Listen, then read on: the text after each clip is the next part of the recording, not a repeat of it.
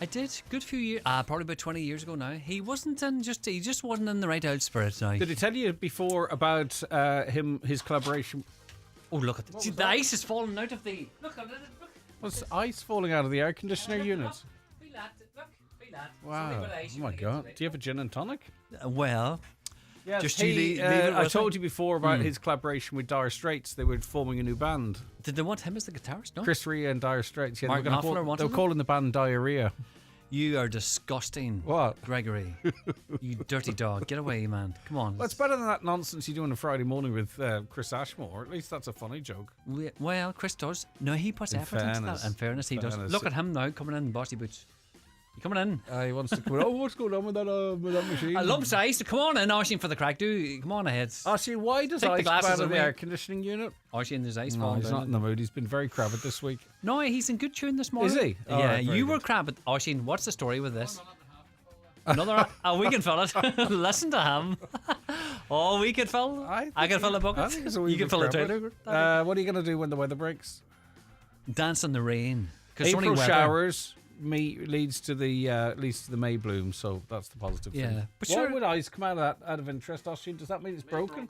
Because it's Ollie broke it. It's getting hot in here. But would that mean it's broken? Does we have to get the guys in? All right, okay. Thanks, Oisin. Yeah.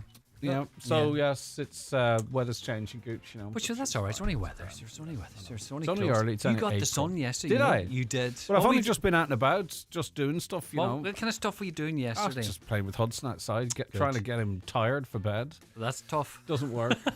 The bedtime routine now in these bright evenings is a bit tricky. Blinds is the only blackout blinds. Yeah. Anybody selling out blinds? Yeah. They're making a fortune this weather. No, blinds are the only thing. Yeah, because we all like routine and stuff. And well, mum kids, and the routine for children is just the most important thing. You know, it's good for them. Because I can, if Hudson goes to bed half an hour later, he's a different child the next day. Yeah. But if he goes to bed at his time, he wakes up like his dad, very happy and fun. Oh, yeah. Oh, yeah. Oh, yeah. I'm not even going to go down that route. It's time for news, Dad. Take care. All right. That is Lee Gooch featuring Oisin Kelly. Lee's back tomorrow morning with the Naughty Alarm Clock at 6:30. It's 9 o'clock. Let's get a news update, and it's over to Donna Marie Doherty. Thanks, Greg. Good morning. Donegal County Council is being urged to carry out repair works on Main Street, Ballybuffet. It's understood that at least 4 people have tripped and fallen as a result of uneven footpaths there. Councillor Gary Doherty raised the issue at a recent Lifford Northern Municipal District meeting. He says that the loose pavement is a particular risk to those with limited mobility. It's an issue for wheelchair users and those with limited mobility. Everybody's trying their best to get about their day. Ballybuffet Main Street, as we all know, is very, very busy for pedestrians. There's a lot of shops on the main street. There's a lot of shops in the shopping centre that people use on a daily basis. And we simply can't have a situation where people are tripping and falling on the street as a result of these slabs on the footpath. It's not acceptable, and it's just something that we need to see the council coming out and fixing ASAP. The setting up of 28 new Oireachtas committees comes a step closer today. The new chairs are being allocated following a lengthy delay caused by the Dáil speaking row. However, it could still be some time before the committees are fully up and running. Donald Trump's put a 90-day break on most of his global tariffs. The US president says he's putting a pause on his reciprocal levies, but keeping his 10% baseline tax on nearly all global imports.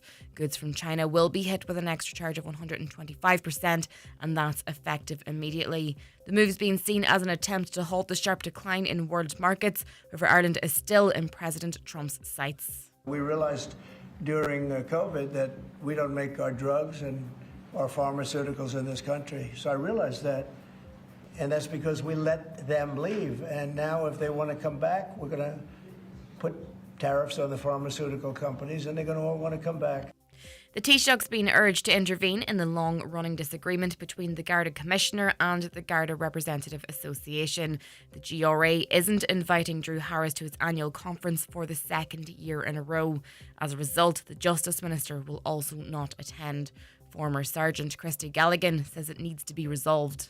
I think what should have been done is that the Taoiseach, Taoiseach, should be saying to the Minister of Justice, saying to the Garda Commissioner and to the associations, all right, I want you to round a round table here and get somebody from a Labour court come in, act as chairman and mediator and work out and iron out the difficulties and problems that they have. Looking now to weather, it'll be a warm and dry day today with widespread sunshine, turning a little hazy at times in the afternoon. Highs of 16 to 20 degrees, and it'll be a touch cooler near the coast in light variable breezes. That's all for now from the news desk. Back again at 10 o'clock.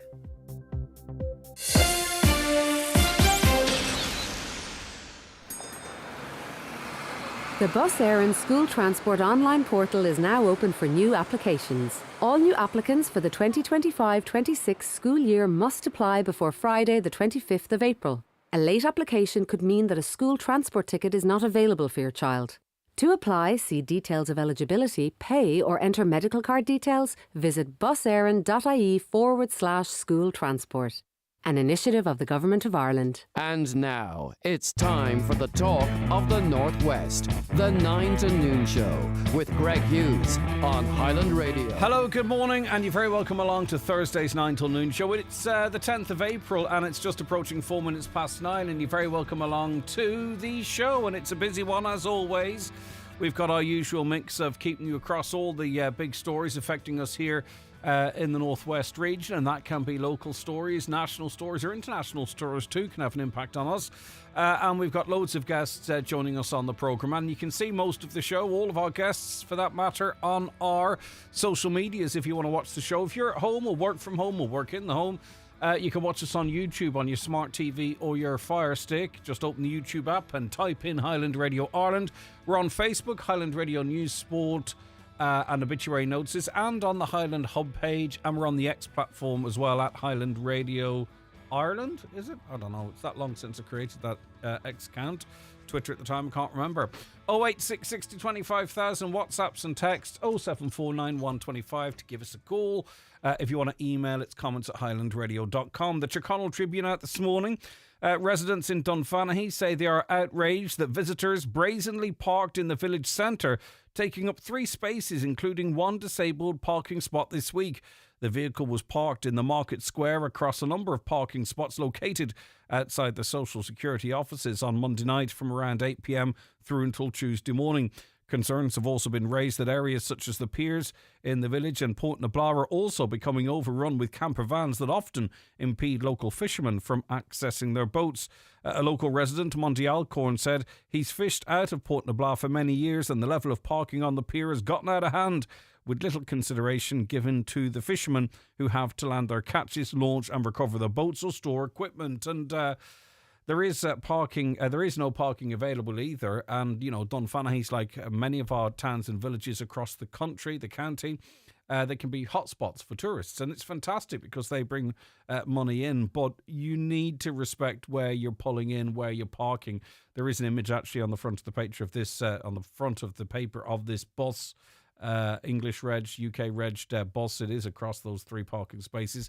You really don't care if you do that, if you park like that. But we aren't even in the summer season yet, and I always think, and I don't know what the level of signage is like around Dunfanaghy, because I don't have a camper van, so I don't be looking forward for it. But I think, you know, good signage is a good start in any town or village, especially coming into the tourism season, that people know where to go. I note, actually, funny you should say that. I should say that, sorry. I was down on the beach in Downings there the other day, and there were cars on the side of the pillars or the bollards where it's for people only. There's no cars allowed on that side. And someone said to me, that's a disgrace, why they park there? You know, that's for families, blah, blah, blah. But there's no sign. The sign has been taken down. It hasn't been put up. I don't know what the story is. There's no sign advising those people who are from outside the area that you can't park there. And you would not know unless there was a sign. So I think heading into the summer season, signage, vital. And then if people continue to flout the local laws or the signage, then we can get angry and get tough. The Derry People Donegal News this morning. Households across West Donegal are grappling with significant challenges due to ongoing water shortages, with some residents and farmers left without access to water for several days. Among those severely impacted is Katie Coyle from Falcara. She runs Care and Capal, an equine assisted service for those with additional and emotional needs. While most of her horses stay at their premises by the beach, a few are kept on her own farm, which has been without water for the past 2 days. Ms. Coyle is deeply concerned for the well-being of her animals, explaining that each horse requires at least 15 litres of water daily, and even more in the current heat wave. Caroline, did you say that water is beginning to return? We're not sure, is it? Because there were some concerns yesterday in that area and some questions as to why the water supply was switched off. Two things we're looking to get some clarity on. But I've been hearing this morning that water may be returning to some of those parts. We'll get confirmation of that over the course of the next wee while and bring that to you. The Derry News is lead this morning. Underinvestment in Derry's sewerage system stalling house building. Build Homes NI, a group representing some of Northern Ireland's largest house builders, has said that Derry housing crisis will continue due to chronic underinvestment in the city's sewerage system. This is a problem we're seeing right across the country. You can set all the targets in the world for house construction and building, but if you don't have services like sewerage, water, power, you can't build the houses, and it's a problem in Derry. House building in Derry and Strabane District Council and across Northern Ireland have fallen in historically low levels because of a lack of capacity in wastewater infrastructure.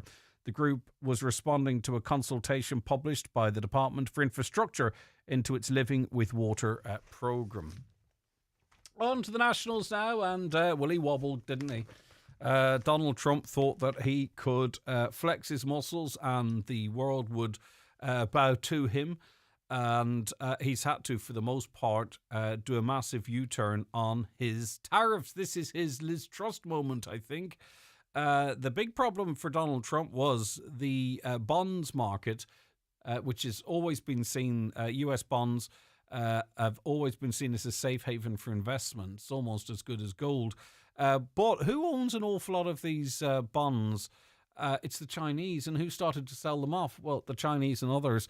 And that was a serious problem. That raised serious red flags for the US economy. And yesterday, despite him sending out his team early in the morning saying, you know, we'll not back down, stay cool, we're in this for the long haul, this is like an operation, you know, there will be pain, but then there will be gain. He's had to back down. He's had to suspend the majority of his tariffs for 90 days. Will they come in after 90 days? No chance.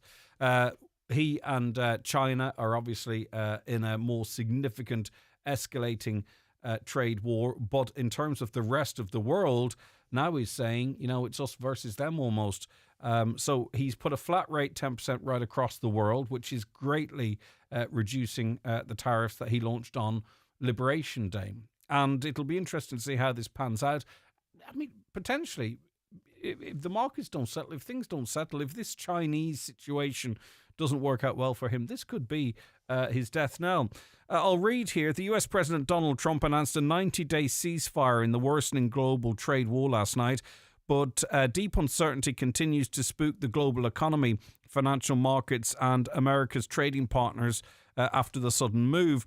After repeatedly insisting there would be no change in his tariff policy, Mr. Trump blinked last night when he dramatically cut tariffs on all countries to 10% for 90 days, except for China, which has been hit with 125% tariffs immediately.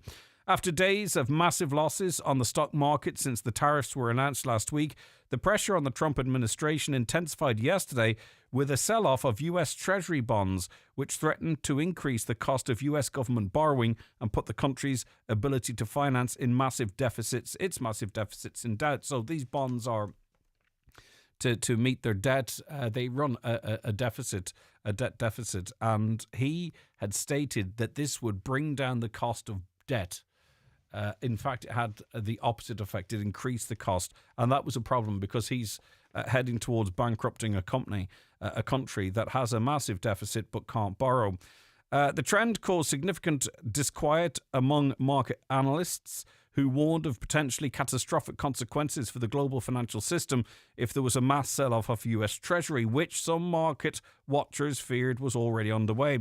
After a bullish speech to Republicans in Washington, D.C. on Tuesday evening, Mr. Trump continued to insist he was not for turning and promised that more tariffs on pharmaceuticals would follow. But as markets wobbled again yesterday morning, Mr. Trump made what appeared to be efforts to restore some confidence in a series of social media posts. But the president's exasperations failed to reassure markets, and as the day went on, there were increasing worries about the bond market, traditionally a safe haven, as I mentioned, for investors in times of turmoil on the markets as the trade war seemed to get worse. So they were watching. So in the early part of yesterday, and this is how it happens live, in the early part of yesterday, they were trying to reassure the markets, but that didn't work. So then he had to do the big U-turn. But this is where us normal people need to make sure we know what's going on. Donald Trump would have known immediately that as soon as he announced this 90-day freeze, that the stock markets would go up, and they went up significantly. And the people that have made a fortune of this right now are not you and me, and they're not regular people in America, and they're not worried about things like eggs. These are billionaires. He may well have let people know what he was doing. Billionaires go in, buy up the stocks at the low. He announced the 90-day pause. The stocks go through the roof, and people make millions and billions of dollars. I'm not saying that was the plan, but there was talk of that when this whole notion was launched in the first instance.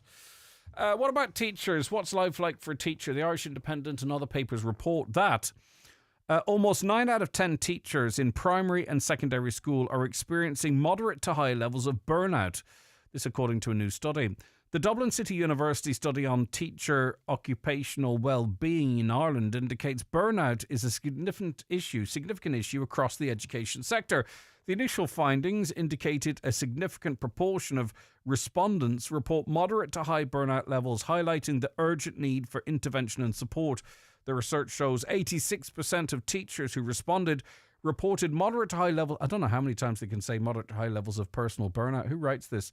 The research shows 86% of teachers who responded reported moderate to high levels of personal burnout, while a similar figure reported experiencing moderate to high levels of work-related burnout. So, a lot of people think teachers have it handy. That conversation comes up quite a bit, doesn't it? But obviously not, because 9 out of 10 of them have moderate to high burnout. Teachers were asked to record their self-rated mental health over the last year, and 28% of respondents rated it as poor or very poor. So almost 1 in 3 teachers have poor or very poor mental health. 9 out of 10 of them have these high levels of personal burnout. Worrying. AI is good. AI is all right. I mean, I try and use it in day-to-day life, and I find it gets things wrong more than it gets right. And when I say gets things wrong, I don't mean information, but its functionality in helping me with a task. I just find sometimes it's, all the time, I'm not having much fun with it. But anyway, things are improving in that regard, I'm told. But what a lot of us are doing, and I think particularly new graduates, not me, but new graduates, they're drawing up CVs using AI. And the CV reads and looks fantastic. It's really good at that kind of stuff.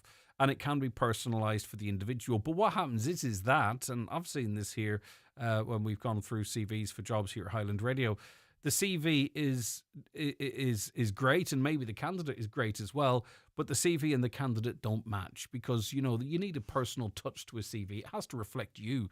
It doesn't have to look good and read good just. It has to be about you. And this is causing a problem. Employees have warned over a growing trend of job applications using artificial intelligence to enhance their CVs or even produce them entirely. Global recruitment firm Morgan McKinley says its clients are becoming increasingly concerned over mismatches between the CV content and the candidate's performance. Some are even demonstrating a lack of familiarity with what's written. So they're getting AI to write their CV, but aren't actually reading through it, which is not good. Morgan Stanley Ireland's first quarter report of the new year found AI is reshaping how employers hire and evaluate talent. It said reports of mismatches between CV content and candidate performance are becoming more common, placing greater pressure on screening processes and the assessment of authenticity. Get help with your CV. Don't just use AI. And, it doesn't have to be really long. It doesn't have to be 10 pages. Just the facts and a bit about yourself. That's really what's critical, isn't it? The Irish Farmers Journal, Ireland's export-dependent agriculture and food industry is bracing for the global trade war sparked by US President Donald Trump's tariffs. Irish dairy and tillage are most exposed to the US tariffs through significant butter and whiskey exports. The EU has not imposed retaliatory tariffs on the US bourbon and dairy producers, which will ease concerns in the Irish drinks and dairy industries that they could face tariffs above 20% in a tit-for-tat trade war. Now, this story has been compiled prior to the U-turn by Donald Trump yesterday evening. The Irish Daily Star tells us that TDs and senators were yesterday urged to take immediate action to protect the future of journalism by changing the law. Newsbrands Ireland, which represents titles like the Irish Daily Star, briefed politicians on threats including outdated defamation laws, unfair use of journalism by digital platforms and misinformation. It's calling on government to safeguard original journalism from exploitation by AI and tech platforms. It also wants the reform of defamation laws that are among the most restrictive in Europe, and the enforcement of fair copyright practices against digital giants and proper compensation for content. I don't really have much of a view on much of that, except the defamation laws. And, you know, you will often see, and this is a struggle for a show like this, you'll often see that people can say anything on social media, and stories are covered in certain ways on social media, and then, you know, people will tune into this show and go, well, why has he said it like that? Why isn't he naming this? Now, I mean, obviously you will always have to check the veracity of a story, that it's accurate, that things are correct, but we are very restricted in the media as to what you can say and how you can say it in terms of potentially being sued. And as soon as you are sued, as soon as the process begins, it takes up an awful lot of time and potentially resources. So our laws are outdated. We do see a situation where people are sued for defamation in this country because they know you get big payouts, and not in the likes of America, whereby you have much more freedom to speak. In the Irish Daily Mirror this morning, I read this because his voting history, for the most part, is in this region. I wonder how he would do. Luke Flanagan is thinking of running for president. The lifelong pot smoker and independent MEP. It's interesting they put his pot smoking before his political career. But anyway, he says he'll make a decision in the coming weeks and said he has every chance of winning if he runs. The popular Roscommon politician headed the poll in the Midlands Northwest constituency in last summer's European election. He believes he can be a very strong left-wing candidate for the Irish. So I wonder how he would get on. He's confident. As I say, he performs generally quite well in the West and Northwest. Perhaps, maybe. It's another hat that could be in the ring. And finally, I know many of you follow this catfish story. I have no knowledge of it whatsoever. But a school has stopped disciplinary proceedings against a teacher who claimed she was falsely identified as the so-called GEA catfish, in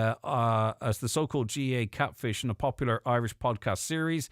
Niamh Farrell from Portadown, County Armagh, and I think someone actually told me that this is who it was, said allegations she was deceiving people online by pretending to be someone else and luring men in the GEA community into relationships was completely untrue.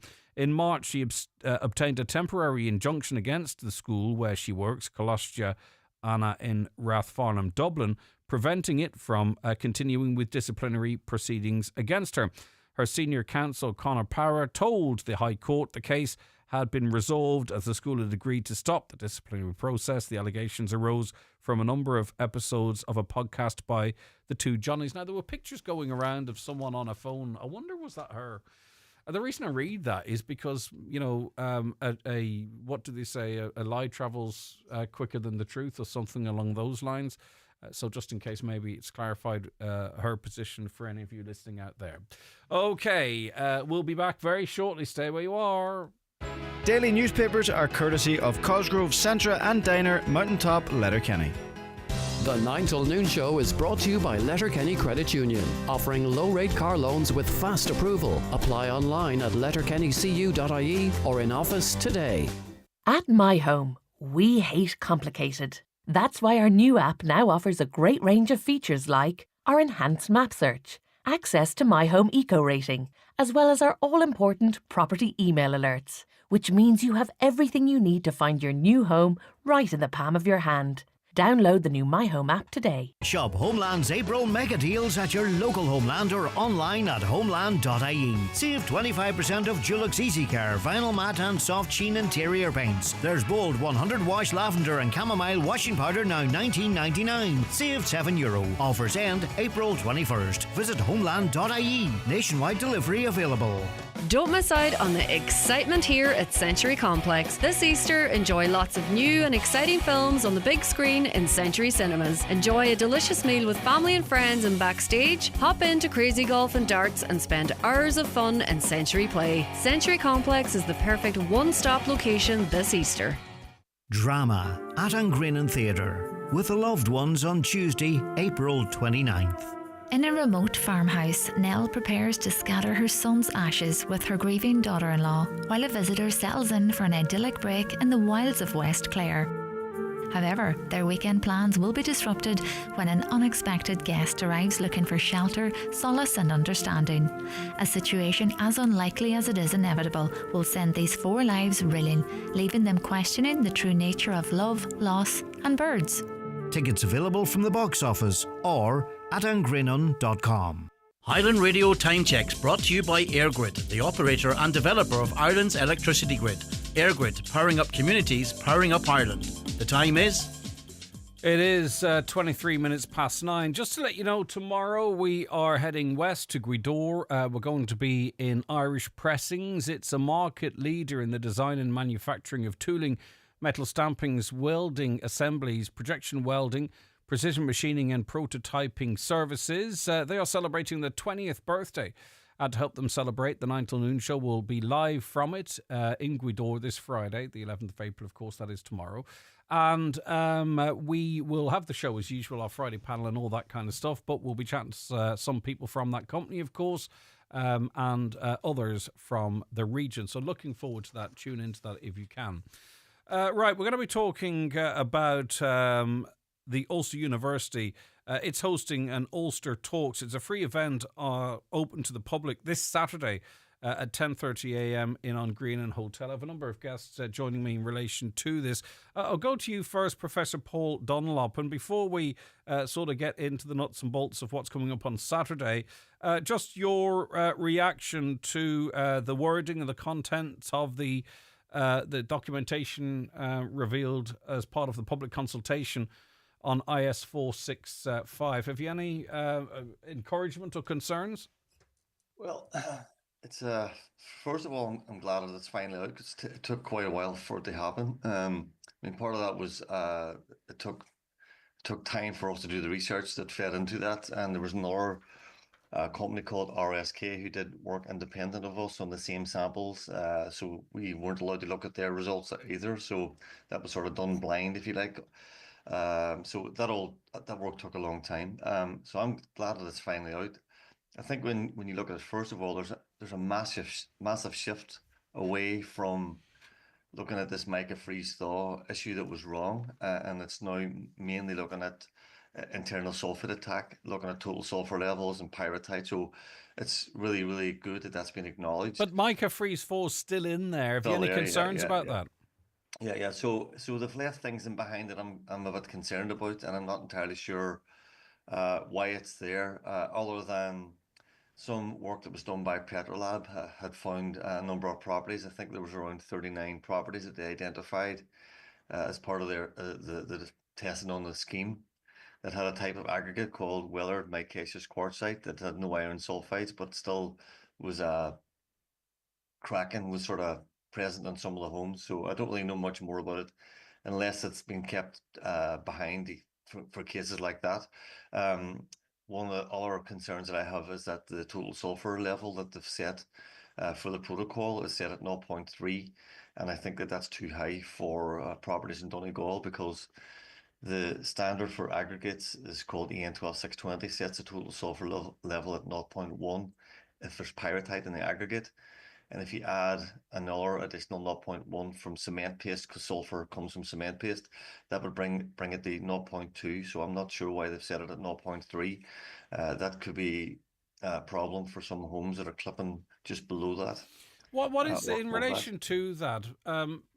How is this a fully independent process? Is it because, you know, with some of those markers that you talk of there, if, say, for instance, you were in control of the state's finances and you were trying to sort of limit the scope of a scheme, the higher that number potentially, the better, if you know what I mean. So, but this is independent, isn't it? And we can be assured that it will be the science that's followed here, and not any measures to sort of, as I say, trying to limit liability or. Well, I hope that it's following science. It's meant to. I mean, this is a standard that should be based on the highest quality of science that's available, and we certainly fed that into them. And we had very clear instructions from our view of what the science showed, and people can download that from the Geological Survey of Ireland's website. We asked very clearly that the science has to be open so the public can see what has been said. Now, a lot of it's quite technical and maybe it's past most people's understanding, but there was a couple, I think there's a 2-page summary of results that we put in, and we clearly stated in that there's no evidence at all that mica causes freeze-thaw degradation, or that the concrete blocks in Donegal are suffering from freeze-thaw. So why that is kept in the standard has got nothing to do with the advice that we gave them. We weren't asked to set a level of total sulfur in those testing protocols, but we did say that it was really clear that what's causing it is internal sulfate attack. So why it's been set at 0.3 is something that the NSAI committee would have to come on and explain, really. But for me, I don't think that we should have a standard that is recommending a total sulfur level that basically breaches EU regulations, because that effectively what it does. You know, so going back to the standard for aggregates, EN 12620, it sets it at 0.1. The cement paste would, from a sort of standard concrete block, would release about another 0.1. So when you're testing concrete blocks, you've got to factor that in. So that would mean basically to be compliant, the total sulfur reading would need to be 0.2. So why they went another 0.1 means that it can only be coming from the aggregates.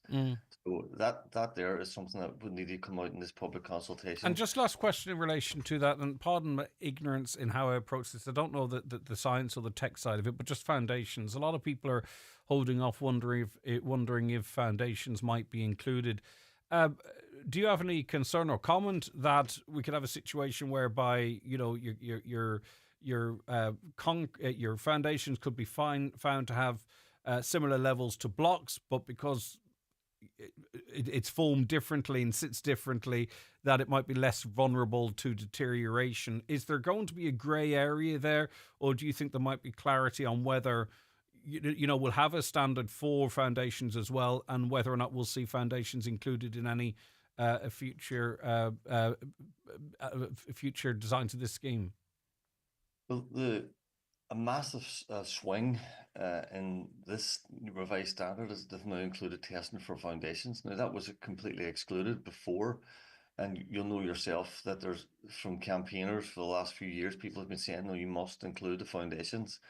So, I mean, they're now being tested in this new protocol. So that's a very big win that I think. I think the standard for removal has been set higher than concrete blocks. And that is based on the research that we did and RSK did. And we basically found that there was I guess like a lower risk of failure than the concrete blocks. But for our team, and I can only speak on behalf of ours, we were very clear that there's a risk there, and we couldn't quantify that risk in terms of its long term. But that does need to be quantified in terms of mortgaging, borrowing, insurance. We don't know how those markets might treat a brand new house built on, even though we don't know potentially when they might fail, but foundations that could fail. Yeah, that's right. Well, I mean, I had a look at RSK's work because we hadn't seen that. It was only made available last week on the Geological Survey of Ireland's webpage, so people can have a look through that. So they also found sort of fairly similar things to us, that, you know, that there's pyrrhotite there, that it's oxidizing, there's some byproducts for internal sulfate attack in the concrete. So they're saying that there's a risk. I see that the standard has sort of, in the revised standard, they're talking about that I think it was RSK said this too, that the foundation concrete goes beyond the 50 years life, sort of severable life of these concrete foundations that would be for a typical home. My opinion would have been, and we said this at meetings, that it's wrong to pass the full burden of responsibility back on the families again.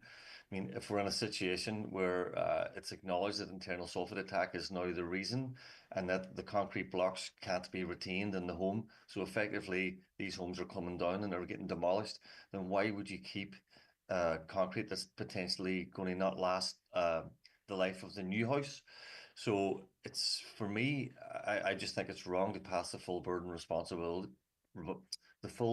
responsibility back on the families again, and it's just better to remove them. And then you build sustainable homes in areas that are defective. Okay, thanks for that, Paul. We're going to hear more from Paul. Dr. Eileen Doherty's joining us, and Joe Morgan, the EU campaigner, as part of this wider campaign. We're going to hear from all of them in the context of this Ulster Talks event taking place on Saturday after these. The 9 till noon show with Letterkenny Credit Union. Simplify your debts with a debt consolidation loan from Letterkenny Credit Union. Call us on 074 910 2126 or apply online via our app or in office today. The Cope's huge stock clearance sale is now on. Over €1 million in stock reduced to clear. This weekend only, with massive savings across all departments. Shop in-store or online at thecope.ie. Hurry, when it's gone, it's gone. If you're looking for a competitive insurance quote, contact Hickey Clark and Langan Insurance Brokers in Letterkenny. Home, car or van insurance, farm, commercial or public liability insurance. They compare quotes from all the leading insurers so you get a great price. Call Hickey Clark and Langan on 91 26688 or call into the office at Ballymacool, Letterkenny. Hickey Clark and Langan General Insurances Limited, trading as Hickey Clark and Langan, is regulated by the Central Bank of Ireland. Get all your GAA essentials at Michael Murphy Sports, including football boots, shorts, socks, gloves and mouthguards. Also cones, markers, bibs, hurdles and footballs. And top outdoor training gear like goalposts, rebounders and targets. Shop in store or online at michaelmurphysports.ie. Has your couch seen better days? Does your wallpaper have more history than a museum? Well, it's time for a makeover. Highland Radio and Foy's are giving you the chance to win €10,000 to transform your home, plus €10,000 in cash. And just to make things even better, we're giving away €1,000 every day from the 7th to the 11th of April. Grab your ticket now at highlandradio.com, and your home might thank you. So, are you impacted or interested in finding out more about more information on the defective concrete crisis? If so, the Ulster University is hosting that Ulster Talks. It's a free event open to the public this Saturday, the morning, 10:30am in Ongrianan Hotel Burt, and it's going to have a number of key local, national and international stakeholders in attendance. We heard from Professor Paul Dunlop, and we'll hear more from him in a moment, but I want to say good morning to Eileen Doherty, who is a lecturer in digital transformation at Ulster University. Good morning, Eileen. Thanks for your time. Eileen's nipped out for a sec. I'll say good morning to Joe Morgan, who's an EU campaigner. Hi, Joe. Hey, Greg, how are you? Good. Right, Joe. So you've a big piece of work in this the whole wider scheme of things. What are you going to be talking about, Joe? So, Greg, the session that I'm going to be involved with MEP Luke McFlanagan is really just to recount the EU thread of the campaign, and then given that this is an Ulster University hosted event with an academic theme, we thought we'd go at that in a case study format, if we like. So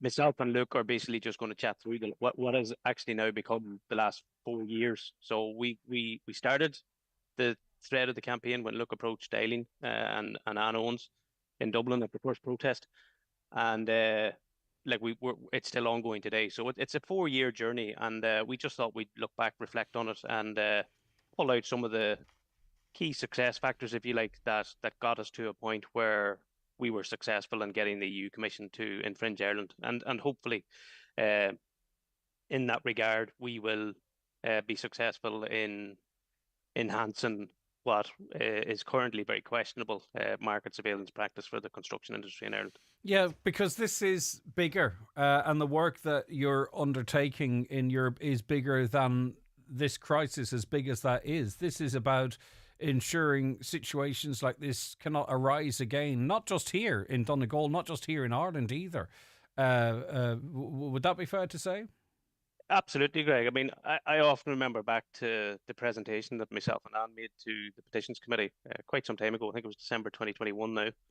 And we were specifically asked them that what we wanted them to do was to mandate legislative change in Ireland that would ensure, I think my words were, my kids and the kids of families in Donegal and Mayo were not back in the Parliament in 15, 20 years, explaining to them that their houses were crumbling down around them. So that is the primary objective. We're not seeing the political will here in Ireland to enhance market surveillance of the construction industry.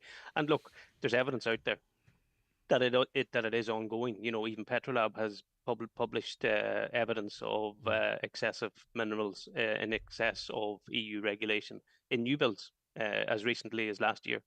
So that has to change, or we're just going to be caught. One thing that, and maybe it's happening, I don't know, and again, a pardon for my ignorance, surely the biggest drivers of this would be the product manufacturers. That they would be the ones saying, I mean, some companies must have seen a fallout, a lack of trust in their products.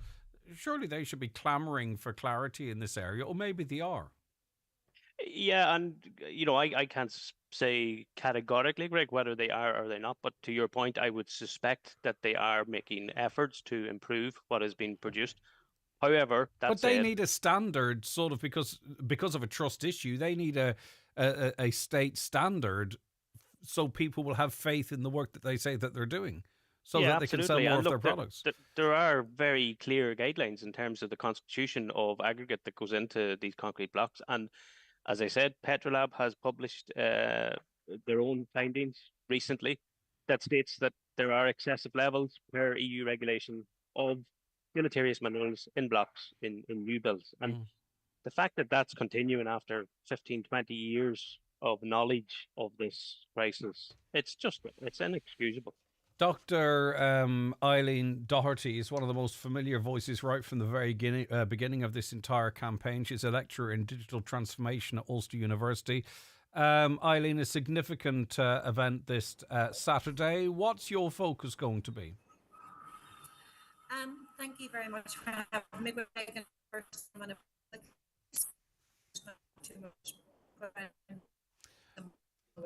Just 1 second, Eileen. I'll tell you what I might do. I'm going to switch off your video in the hope that it improves the audio side of things. We're looking forward to the conference. No, I'm afraid Eileen's relying on 5G, which is a bit of an issue. Professor Paul, sorry, I was going over just your views on the ongoing public consultation. Your focus for Saturday will be much of what we've talked of? Yeah, more or less that. I mean, a lot of the work that we did for the last 2 years was behind closed doors. That's just the way the process worked with NSAI. We weren't really able to share much of that work with the public. We did publish research papers, as you know, in cement and concrete research. So that was the only way that we could allow the public to see what the results were showing. So what we thought we would do in this session would be to bring most of the team together back to Donegal again and explain what we found. So people are really, really clear from a scientific point of view of what the research in our Ulster University Research Consortium found. Now, in that consortium, there was EMPA, Switzerland, University of Connecticut, Laval University, concrete testing, research and testing labs in the States, and our own university at Ulster University, working really hard for over a year, analysing this concrete to the highest level possible with the latest scientific techniques to try and understand why the concrete had failed. And we want to now bring that group together and share with the general public those research findings in an understandable way. So not too technical, but just bring people along and let them understand what we did.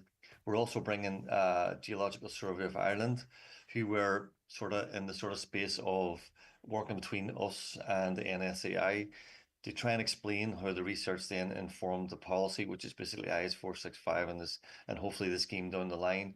And then we also have Pierre-Luc Fateau from Laval University coming across to explain how this concrete is actually changing because of internal sulfate attack.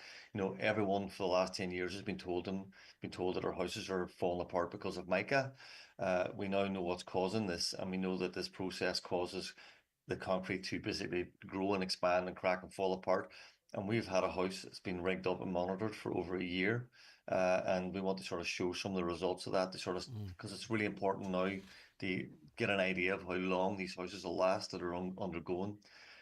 Then we have a round table discussion with all our scientists who were part of the group, Professor Benoit Fournier, and we're also bringing in a local TD, Porrick McLaughlin, to talk about the policy end of this. How will this all feed into the scheme? Because ultimately this will change legislation, particularly around things like foundations and things like the way the whole scheme works. So it's trying to explore that. So at the end of our session, we're hoping that people will have an idea of what is not causing this problem, what is causing this problem, and they may have a better understanding of how they can engage with the public consultation process. And the monitoring of this property you talk of, does that back up the move away from freeze thaw being part of this problem? It does, because it shows the concrete's degrading throughout the seasons. It's not triggers at particular times. Apart from that, all the microscope work that we did, the chemical analysis that we did, all independently shows that mica is not causing this problem. All right, Joe. The one thing, Joe Morgan, the one thing we can't check with taking a core sample because we can't do it to humans is the devastating impact this is having on people. Those directly affected by this certainly know exactly what I'm talking about here. Those who aren't maybe don't get a full sense of how devastating this can be. Dr. Karen Kirby, a senior lecturer and chartered practitioner in psychology, School of Psychology, Ulster University, will be there. It's important, isn't it, Joe, that we hear that side of things? Yeah, absolutely, Greg. And you make a good point. I think, like many crises that people are involved in, those that aren't impacted directly or slightly indirectly, I think it's difficult to ask them or even to expect them to understand the true impact that it has on people's well-being, mental health, etc. We talk about that quite a bit. So, Dr. Karen Kirby has led out on a quite in-depth study of the mental health impacts across a fairly significant swath of impacted homeowners. So some of that has been made in the public domain, but I know from talking to Dr. Kirby that there are additional insights that herself and the PhD students that's done the work on the research, they are going to be publishing new, currently unpublished findings as well. So yeah, look, I think I know, Paul knows, Eileen would know, and all your listeners out there that are directly impacted. It is It's quite a gunk when you find out initially that your home is made from defective concrete, but the journey that you need to go on subsequent to that to get to a point where you're back in a home that you can feel is safe and is shelter for you and your family, that's quite a stressful and it's like any life shock we get, be it a medical diagnosis or whatever it might be. We all handle it differently. Some of us do it quietly, some of us do it loudly, some of us internalize, some of us externalize. It's complex. And how does this affect 8-year-olds, 16-year-olds, 82-year-olds? There's so many different people, different ages, that this has a devastating impact. Just simply getting that news, it is almost like sitting in front of a consultant. Did you want to come in on that, Paul? Yeah.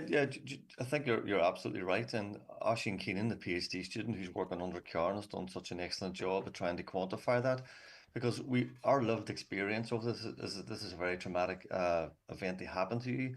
But the dragged out nature of trying to get through the scheme and get onto the scheme and get to move on with your life and dealing with it on a daily basis, and then living in a community with everyone else dealing with it as well too, it's clear that there's a problem. The significant thing that's happened with the research is that it's now quantified and it's now going through the peer review process. And I think that So rather than us basically being seen as complaining and moaning about it, and sort of this is actually a serious independent scientific study that quantifies the impacts of this, and it's the same as any other crisis or any thing. I mean, you would hope that that the government again would step up and do something about that, and we would argue that it's not good enough just to put in mental health services, which are important. And I think too also. Yes, go ahead, Paul. The main problem of the suffering is the delayed nature of the scheme and getting through that. That's what's causing the problem. Get people out of the situation, and that solves it. Yeah, and I'm not being insensitive to the loss of life or anything, but the way I try and think of this is if, when there's news coverage of families returning to war-torn areas. Obviously they have a far more. It's far more devastating visually, but that's when you return to that property, or you're told that it's crumbling. We're in the same space. That's treated as sort of a cause and effect crisis, whereas here sometimes people are characterized as being dramatic, just making noise for the fun of it, or greedy. It's crazy, right. isn't it? I mean, so that's why it's been important to do this psychological study. Independent, very rigorous, the best sort of statistical measures, a good population size, and then put it out for peer review to let the peers review the paper, let them criticize it and come back. Because once that's accepted and published, then that puts a line in the sand in terms of this is actually the real impact of this crisis for families and how people are feeling. All right, Professor. Yes, can I make of course, one Joe. last Please point do. just in terms of what you brought up there, because I thought it was very important. So you spoke to the very diverse nature and the fact this, this crisis it impacts a wide breadth of people in terms of their age, their socio-economic background, their financial status, etc. And I think that's to the core of the issues that we're currently seeing with the scheme, and some of the statistics that Eileen will be presenting on Saturday will speak to this in a little bit more detail. But there's a very small number of houses that have been remediated to date. There are a few hundred, I think, that maybe are in the process of remediation. That leaves the vast majority of people still either not started or maybe in very early stages of administration and haven't gone through this journey yet. The rationale for that is because of the situation that people find themselves in terms of their own personal circumstance. And the scheme is one size fits all. It doesn't deviate from a central thread to look at the needs of the very diverse community that's impacted. And I think that's fundamentally wrong. Like if you look at an example as elderly, you cannot, I know of one elderly couple, I think the lady in question is, the gentleman in question is in his 90s and the lady is in her late 80s. And they're expected to do this on their own with no additional supports from government to get them through the scheme.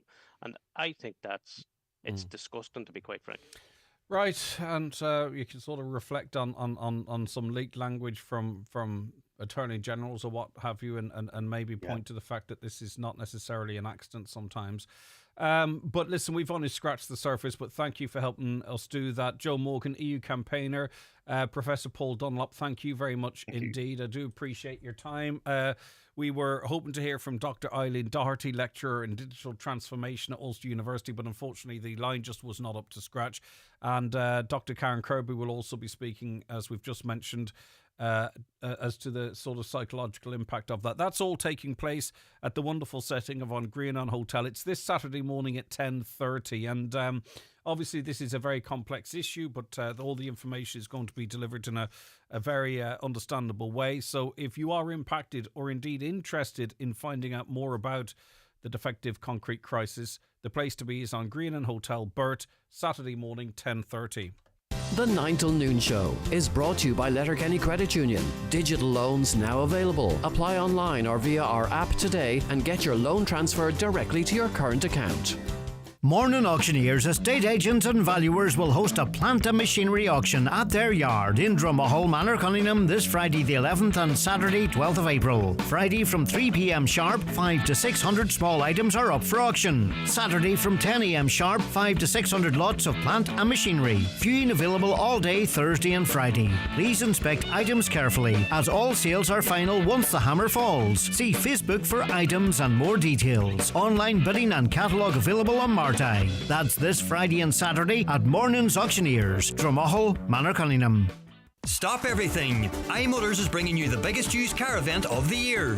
From Thursday, April 10th to Saturday, April 12th.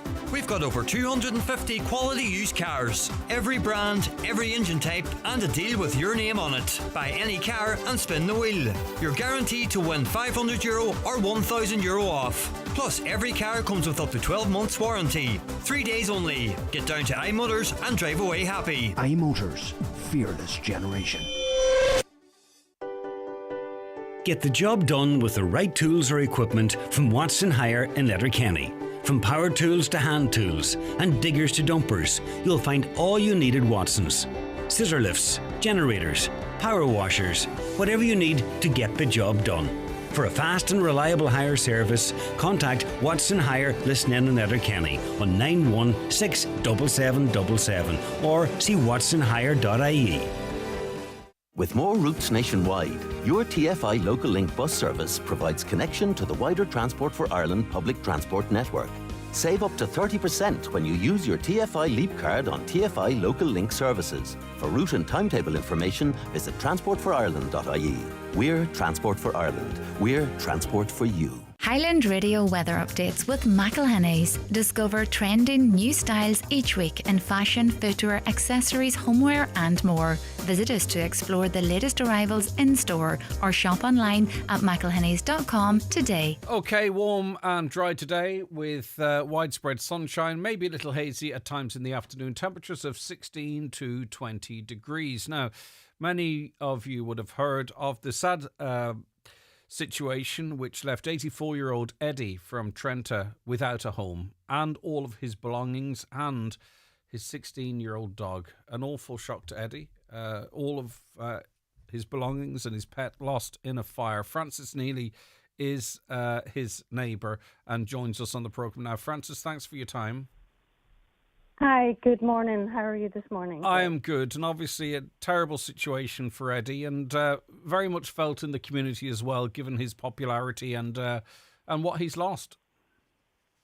Yeah, you've definitely hit the nail on the head there. He's just an absolute gentleman. Like, Eddie's an 84-year-old gentleman, and he's been living in the area all his life. He's grew up just a quiet, simple life. He keeps himself to himself, and it's just a huge shock to everyone. He's being currently looked after by his neighbours. The council, I understand, is seeking emergency accommodation, but at 84, he's going to have to start from scratch, and it's going to be very difficult without the public support, Francis. Definitely. That's what we're hoping for, that we'll get as much support as we can, especially financially. At the moment, he was left with literally nothing. We arrived at the scene literally within minutes, and we were greeted by Eddie, thankfully alive, but literally with just the clothes on his back. He didn't even have a pair of shoes on, bless him. And basically he's lost everything, absolutely everything, including the loss of his beloved dog, Glenn, which was an absolute tragedy. And I get the feeling that, you know, Eddie has contributed so much to others in the community, and now it's time to sort of give back and help him. Exactly. He's one of those guys that's there regardless of what's going on. He's there to support. So now it's time for everyone around to support. And even so far, the support has been immense.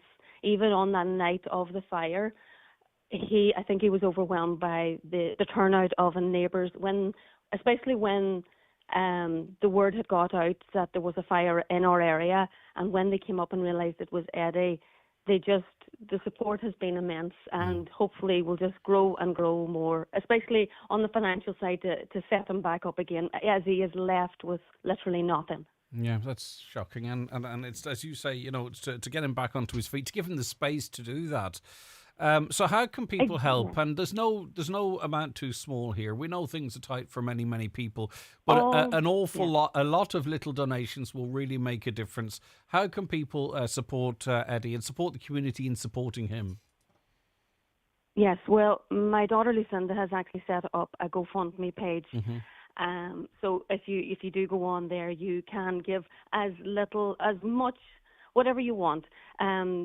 things are tight at the moment. But, you know, if you forego a coffee or a sandwich and put that money towards helping Eddie to somewhat a more comfortable future, he's been a kind and contributing person within our community, and now it's our turn just to give any little thing, any small amount will be greatly appreciated.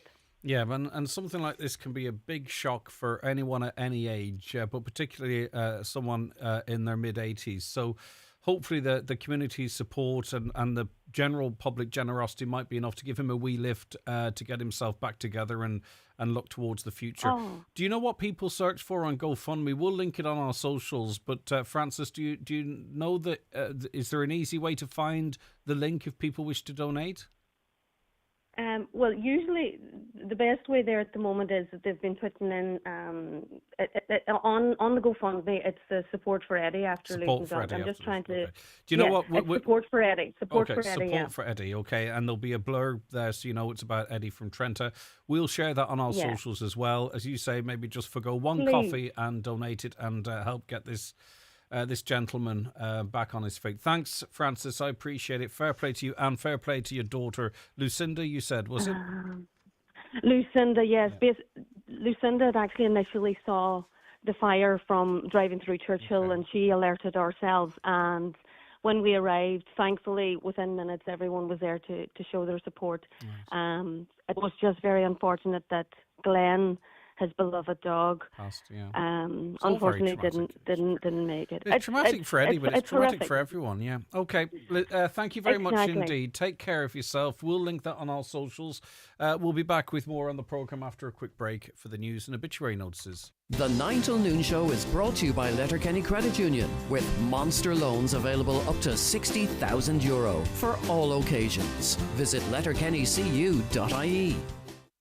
At Irwin Expert Electrical, we've got the appliances you need, big or small, for your new build, rebuild or renovation, with appliances to suit every budget. And with our layaway service, you can spread the cost while we store your items safely until you're ready. No stress, no hassle, just the right appliances when you need them. Visit Irwin Expert Electrical, Letterkenny or Buncrana to learn more.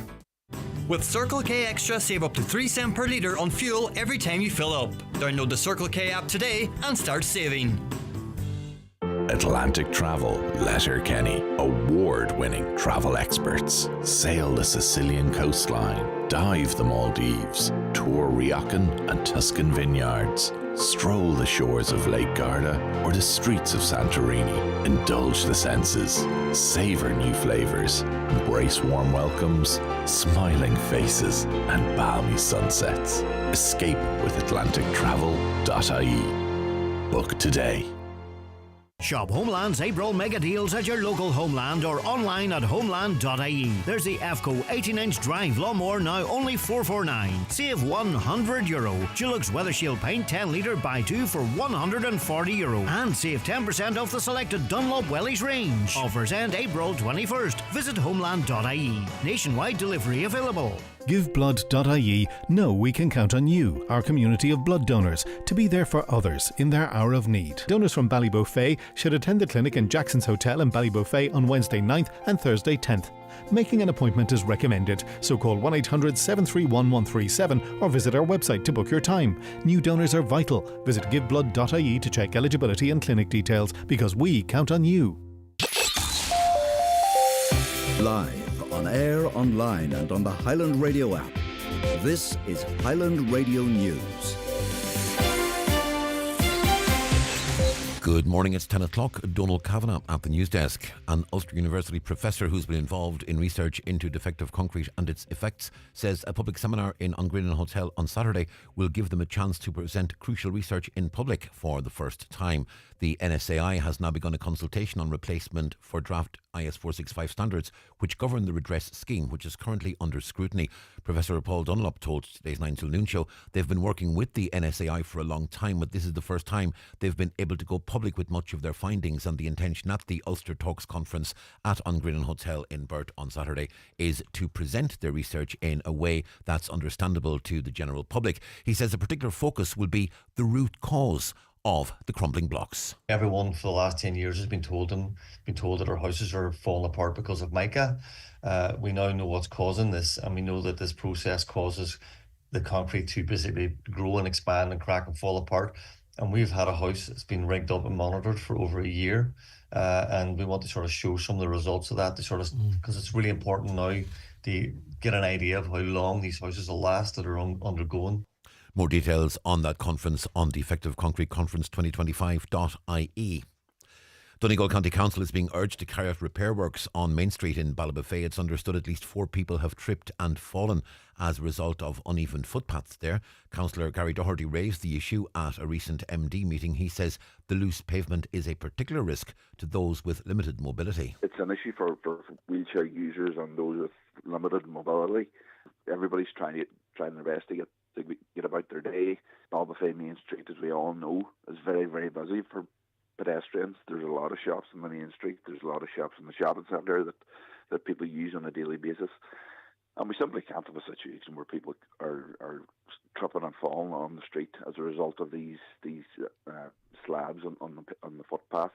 It's not acceptable, and it's just something that we need to see the council coming out and fixing ASAP. The Taoiseach is being urged to intervene in the long-running disagreement between the Garda Commissioner and the Garda Representative Association. The GRA isn't inviting Drew Harris to its annual conference for the second year in a row. As a result, the Justice Minister will also not attend. Former Sergeant Christy Galligan says this must be resolved. I think what should have been done is that the Taoiseach or Taoiseach should be saying to the Minister of Justice, saying to the Garda Commissioner and to associations, all right, I want you to round a round table here and get somebody from a Labour Court come in, act as chairman and mediator and work out and iron out the difficulties and problems that they have. The setting up of 28 Oireachtas Committee comes a step closer today. The new chairs are being allocated following a lengthy delay caused by the Dáil speaking round. However, it could still be some time before the committees are fully up and running. People are nervous about the prospect of homes being built in parts of Letterkenny because they don't trust the water network. That was the warning from Councillor Donald Mandy Kelly this week at a meeting of the Letterkenny Milford Municipal District. He said his experience has been there are biannual meetings during which issues are raised with Uisce Éireann officials, but there is little to no progress, and he is seeking another meeting to discuss those concerns. Councillor Kelly says with significant housing developments planned in the coming years, including over 170 houses in Ballymacool alone, there are concerns for the capacity of the water network to handle the increased demand. We can't build houses on top of a problem that's already there. There's no doubt in my mind that the reservoir in Rann is not fit for purpose. It needs to be extended. It needs to be a bigger reservoir to meet the housing demand going forward. And I feel that we need a major commitment from Uisce Éireann, that they're going to sit down around the table with us now and tell us that they're committed to upgrading the infrastructure so this problem is sorted now once and for all and doesn't continue. And there's a call to scrap the CAO points system. People Before Profit TD Paul Murphy is proposing a move to make third level degrees available to all with little or no limits to point restrictions. He says there are a number of reasons that the current system needs to go. The immense stress that is put on young people without any relationship to their ability to be a doctor or a lawyer or a nurse or whatever later on in life. And secondly, it crystallises educational inequality. 99% of students in Dublin 6 going on to third level education compared to 16% in Dublin 10. Weather forecast after a chilly start, it'll be warm and dry again today with widespread sunshine, turning a little hazy at times in the afternoon. Highs this afternoon 16 to 20 degrees Celsius, a touch cooler near the coast in light variable breezes. And that's Highland Radio News. We're back with headlines at 11. Check all the day's news on our website, highlandradio.com. But for now, from the news team, good morning. The obituary notices this Thursday morning, April 10th. The death has occurred of Nora Houston, Lac Aina, Burton Port. Nora's remains will be reposing at her home from 2 p.m. until 8 p.m. today, and tomorrow from 11 a.m. until 8 p.m. Rosary both nights at 8 o'clock. Funeral Mass on Saturday at 11 a.m. on St Columba's Church Acres, with interment afterwards in Belcridge Cemetery.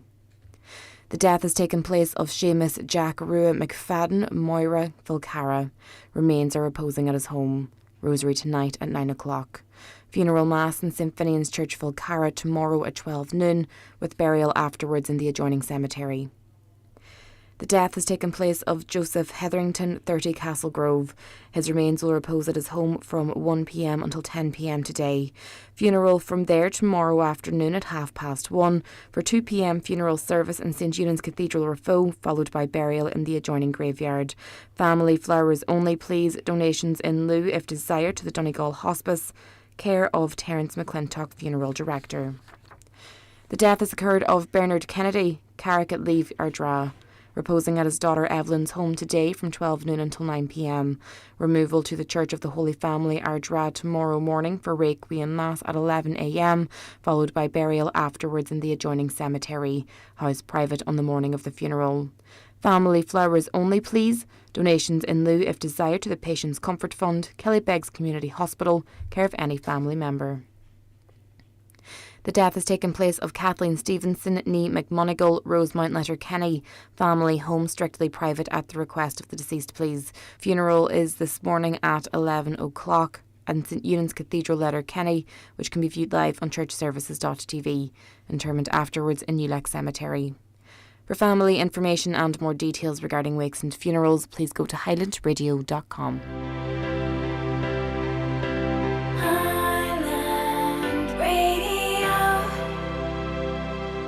If you're aged 80 or over, or have a weak immune system, it's time to get your COVID-19 Spring Booster vaccine. You can also get the booster if you're aged between 70 to 79 and you didn't get a COVID-19 vaccine in the last 12 months. Your Spring Booster will top up your immunity against COVID-19 and help protect you from serious illness. Talk to a participating GP or pharmacist today, or call our HSE live team on 1800 700 700. Visit hse.ie for more information. From the HSE. Welcome back to the 9 till noon show. I've seen someone's dug out the figures from the Garda Crime Stats as it relates to shoplifting, which is not an offence often focused on specifically, so it's kind of interesting. And there's been a massive increase in shoplifting in Donegal. Recorded shoplifting offences in 2003 in Donegal were at 161. This rose to 384 by 2024, an increase of 138.5%. So, and those are the presumably the ones that end up on the Garda Pulse system.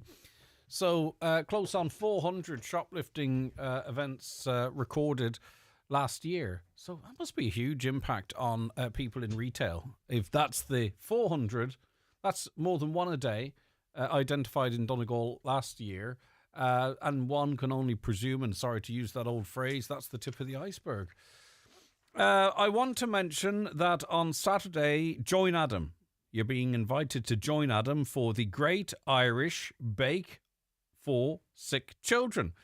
Call into St Mary's Hall, Castlefin between 10 a.m. and 2 p.m. for a cup of tea or pick up some buns from Adam. Now, Adam is a young lad, but he dropped us in some of his buns and they're delicious. And that's not why I'm mentioning it. I mentioned it anyway, but it does help. If you, it does help if you try and bribe me, specifically. But Adam is a young lad himself, and he's taking part in the Great Irish Bake for Sick Children, and his food's lovely. His bakes are lovely, and I'm sure the tea and coffee will be delicious too. So get into St Mary's Hall, Castlefin, if you can, between 10 a.m. and 2 p.m, and support young Adam as he tries to support sick children. Well done. Be very, very proud. I'm proud of him, and he's not even mine. He's an amazing young lad. Thank you so much for dropping your beautiful stuff up to us. Just a quick mention before I catch up on some of your comments here that we are continuing our 1,000 a day giveaway. It's part of our overall sort of €20,000 home makeover draw. You can win €10,000 to spend at Foy's. They've got beautiful couches, curtains, lamps, everything you need to sort of reimagine your home. 10,000 to spend in there. We've chucked in 10,000 cash on top of that, and we've been giving away thousands of euro this week. I gave away 1,000 on Monday. Aidan gave away 1,000 on John's show on Tuesday. We had 1,000 given away yesterday by David James. Tonight, Ivan Borland on Power Hour Plus gives away €1,000, and tomorrow morning, Lee Gooch will give away €1,000. And then we have the big draw for 20,000 effectively on the 16th of April. So it's not too late for you to get your tickets. You've still got a chance to win 1,000 today, 1,000 tomorrow, and 10,000 for Foy's and 10,000 cash.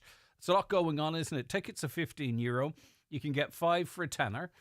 We've had a situation not so long ago where one of the last tickets bought, now not when I say one of the last tickets, I mean one of a group of the last tickets, ended up effectively winning. So sometimes you win if you buy early, sometimes you win if you buy in the middle. It is all down to chance, isn't it? Because it's a draw, and all the tickets are in front of me here in the draw drum. So if you want to get into this draw, it's not too late. You can go onto our website, highlandradio.com, buy your tickets there. Today could be your lucky day. Or you can give us a call here at the radio station, 07491 25,000, and we can help you out with that as well. Some of your comments. Hi, will the defective concrete block talk be available online for those unavailable to make it? That's a question I didn't get to ask. I'm not sure if it's being streamed live or recorded. I didn't see anything along those lines. Nothing beats being there, of course, but for some people, practically they can't get there or there's something else on. We'll try and get some clarity from the organisers in relation to that. A caller says, why is concrete and concrete products not tested? Concrete was tested by the government in the 1980s by the IRRS. Another. Morning, Greg. In relation to the conversation on your chat show yesterday, a caller rang in to say that the HSE ambulance is used to transport patients for angiograms in Galway. This certainly isn't the case, as I work for a private ambulance company in Letterkenny, and it's ourselves or any other non-emergency ambulance that transport patients. I just wanted to point that out. Have a good day. Thank you. I really do appreciate that, and it's not only a correction, but it's also something I will remember. So any issues with ambulances or ambulances response time is not to do with transporting patients, which is an important job as well, to Galway, etc., for angiograms and so on. A caller says, Trump is going to 10% because 40 countries have backed down. He went to 90 days to see what China does. China has a €300 billion trade deal with the US, 25% plus tariffs. That will put them under P. Why do you speak about the tariff on Americans from different countries? Please stop just putting one side out there. Irish media, Irish government peddling the same nonsense. None of you is tackling the issues on the ground. If anyone's questions either, they're branded racist. I think you've thrown a couple of things in there. We actually cover everything here. I don't think it doesn't matter what someone's race is. If they're responsible for something, we will carry the story regardless of their background. That truly is not being racist, right? Treat everyone equally. In relation to the tariffs, a couple of things here. I don't know what countries have backed down. Donald Trump has said the world leaders are kissing his ass. The bottom line is this is indisputable. He imposed these tariffs. The stock markets bombed. Then the bond market bombed. And then he had to change his mind. That is... Now, I'm not an Irish media mouthpiece. I don't watch RTE. I read the newspapers here, the front pages I don't consume Irish media in that way whatsoever. I consume media from all over different places. That is the train of events. Now, China exports it's 475 billion, so it's close on $500 billion, isn't it? To the United States. The United States sends about 170, 180 trillion the other direction. Donald Trump determined his tariffs on China based on the trade deficit. It had nothing to do with barriers to trade. It had nothing to do with VAT or any other taxes. He calculated the tariff on China based on the trade deficit. So that is also fact. I don't know what RTE is saying, but I said that on the morning after it. But anyway, Greg, insider trading was exactly the point. Marjorie Taylor Greene, the space laser lady in Congress, made millions in the last week buying the dip. Her investments were just disclosed last night. Of course they did. Of course they did. And you know, that's what amazes me then when we have people defending these billionaires, you know, defending the billionaires who made billions off our backs. Hello, Greg. I thought I would share this story. I was reading that today, the 10th of April, was the date the Titanic set sail 112 years ago, and the only person from Donegal on board was a man from Convoy. However, he never survived the sinking, and his wife was offered a lifeboat but declined, and they died together. Interesting, as you don't hear the Donegal connection to the Titanic. It's often been spoken about on this show, predating me, to be honest. I don't believe I've spoken about it, but I'm told that Sean would have referenced it during his day. But I love that. I love that piece of information. I'm very sad for the families. I wonder, are there any surviving members of that can give us the story? I would love to speak to a grandnephew or something like that. Maybe you are related to the Donegal couple that perished on the Titanic. In a way, the fact that his wife forwent the space on the lifeboat to be with her partner is really quite special too. So if you are related to that or have the background to that story, please let us know. A caller says, I was stopped at a checkpoint yesterday at 11:30 a.m. It's a nice sunny day. Checkpoints need to be set up at 11:30 or 12 at night to stop dangerous drivers and people who are racing on the road. But of course, defective vehicles, non-insurance, these are all stuff that needs to be enforced as well. I take your point though. I agree, people need to take responsibility on the roads. There's people walking and running with earpods in and are not switching on to what's going on around them. One woman in particular runs with them and does not look where she's going and runs across the road without looking. Just a disaster waiting to happen, and the poor driver will take the rap. And for cyclists, don't get me started. And also too, a lot of the modern headphones have noise cancelling, whether people know they have it or not, or whether it's on or not. And what that does is it delivers frequencies into the ear, similar to the frequencies of noises in your surroundings, and cancels them out. So if you've noise cancelling on, you wouldn't hear a train, let alone a car. Hi, Greg. I took my friend up yesterday to have major surgery. Yesterday morning, that is. She had her operation, but had to stay in a theatre bed till 7 p.m. last night before a general bed was made available for her. Okay.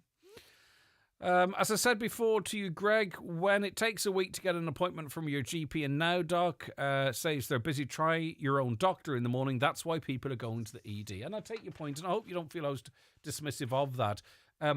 The only point I wanted to make is, and you're perfectly right. I was sent to the ED for a scan for blood test. I was told, I didn't know any better at the time. I was told by the GP that, look, if I process your blood test, it will take 3 or 4 weeks or 2 or 3 weeks.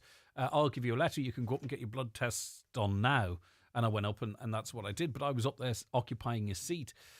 There are lots of people that perhaps don't need to be there because their GP or Now Doc could see them, but there's an awful lot of very sick people as well. So when you sent that text in, there were 34 people waiting for admission, not a bed in the hospital, 34 people that were deemed so sick they needed a bed that couldn't get in. So there's two things going on.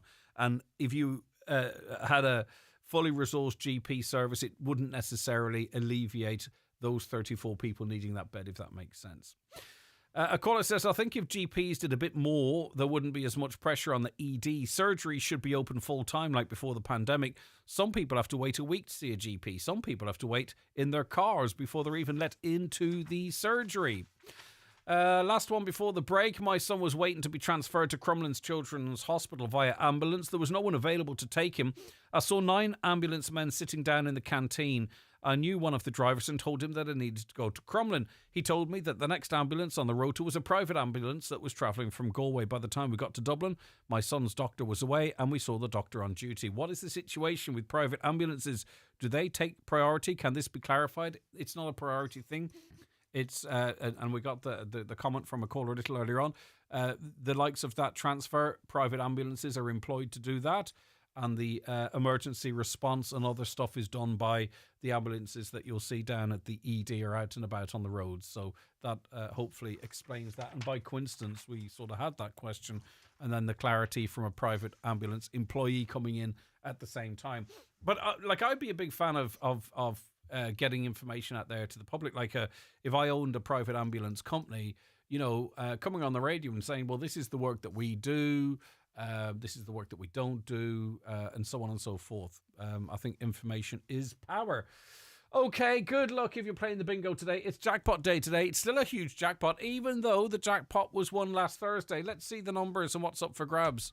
It's time for Vision Ireland Bingo on Highland Radio. It's Thursday, the 10th of April, Jackpot Day. You're playing for the jackpot prize of €5,000 on the pink sheet. The reference number is S14. It's game number 15. The jackpot number is 32. This number can come out in any position from the next 10 numbers drawn. And now, here are your daily numbers. 29, 20, 76, 40, 68, 86, 90, 36, 89, and finally 54. Phone your claim to 9104833 before midnight, leaving your name, contact number and the name of the shop where you purchased your book, and we'll call you back the next working day. Get all your Vision Ireland bingo information at highlandradio.com. Keeling's blueberries are available now. Let the fun begin. Pick up a punnet of Keeling's blueberries in store today. Tasty, juicy, feel-good fruit. Love that Keeling's feeling. Donegal Town Hardware's massive fencing and paving sale takes place this weekend, with discounts on all fencing, paving and decking. 15% off smart fence, composite fencing, PVC fencing and ESC fencing. 15% off cobble paving and composite decking. And big savings on all timber fencing. Don't miss out on these unbeatable deals this Friday 11th and Saturday 12th of April at Donegal Town Hardware. Trump tariffs hit food and agriculture. In this week's Irish Farmers Journal, we analyse the fallout in global trade for dairy, grain, beef and farm machinery. Factories attempt to limit further beef price increases. We have the latest on the booming calf trade as prices double and exports surge. Mart managers warn TB proposals would hit cattle trade. Easter demand adds 10 cent per kilo to lamb prices. We talk to Lakeland on their latest results and milk price outlook. Plus, don't miss our free Easter food magazine. All inside this week's Irish Farmers Journal. The 9 till noon show with Letterkenny Credit Union, now offering mortgages from €40,000 to €600,000 with no hidden fees or transaction charges. Letterkenny Credit Union, 9102127. Now, my next guest is Lisa McCurley. She's a resident of beautiful Rossnala. Ordinarily beautiful, generally it is, but what we're talking about is not beautiful. And Lisa's also one of the organisers of the Rossnala Farmers Market. Hi, Lisa. Hello, how are you? I'm okay. Now, I'm going to, for those watching the show, put an image up on our live stream. It's not for the faint-hearted. I'm not going to lie to you here, because it is an image of the public toilets in Rossnala.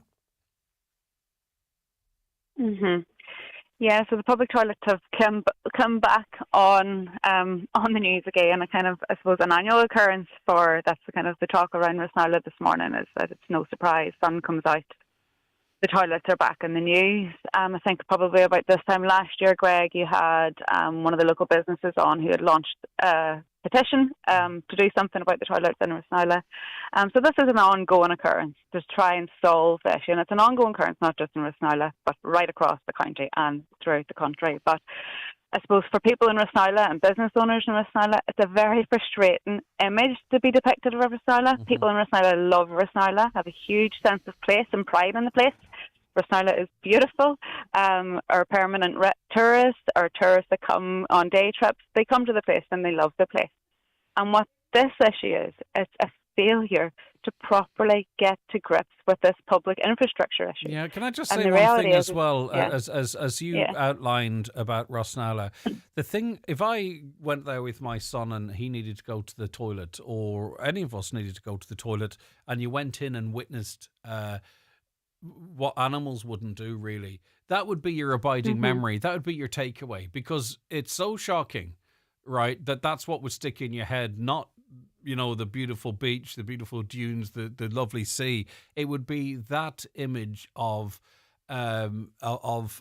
effectively just a room that people go into, and the toilet itself seems to be just a piece of furniture, because people are pooing and weeing and putting papers absolutely everywhere, and the toilet's overflowed. It's disgusting. Yeah, 100%. Like, if you come to Rossnala for the day, you know that there's toilets there. You go to the beach, you have your kids, and when you have to go to the toilet, and you go up to them, and they're in that state. But also, like, when you got to go, and that is literally the only place to go. You know, there's nowhere else to go. So the issue really is of maintenance. If these toilets are maintained, I think currently at the minute, at once coming into season, they'll be done twice per week. You know, and in the busiest beach in Donegal, that really needs to be upscaled. We were talking about the toilets in Rathmullen recently, and there were complaints that they're cleaned only once a day. And here we have a toilet in Rosnala servicing a far greater population, I think, on the busier days, as popular as Rathmullen is, twice a week in peak season. And just to say, Greg, like that, I know the considerable amounts of money are being spent on the maintenance of these toilets currently via that outsourcing. And my call to the council and to the councillors has always been to bring that in-house, bring that back to Rosnala, put the money into the community and get a community-led solution where somebody who lives in the area can, look and maintain the toilet. The problem there, though, is how do you convince somebody locally to take charge of that? Because they go down and look at that and go, here, I'm not doing that job, to but be the honest. The only thing is if it was done once or twice a day, it wouldn't look like that. Exactly. Because God help anyone has to go in and clean that as it is. So presumably little and often would be the way to do it. I mean, if that goes up on TripAdvisor or Google, I mean, everywhere I go, Google asks me to rate things. Are the toilets and here? It's terrible what are they for like? Rosnala.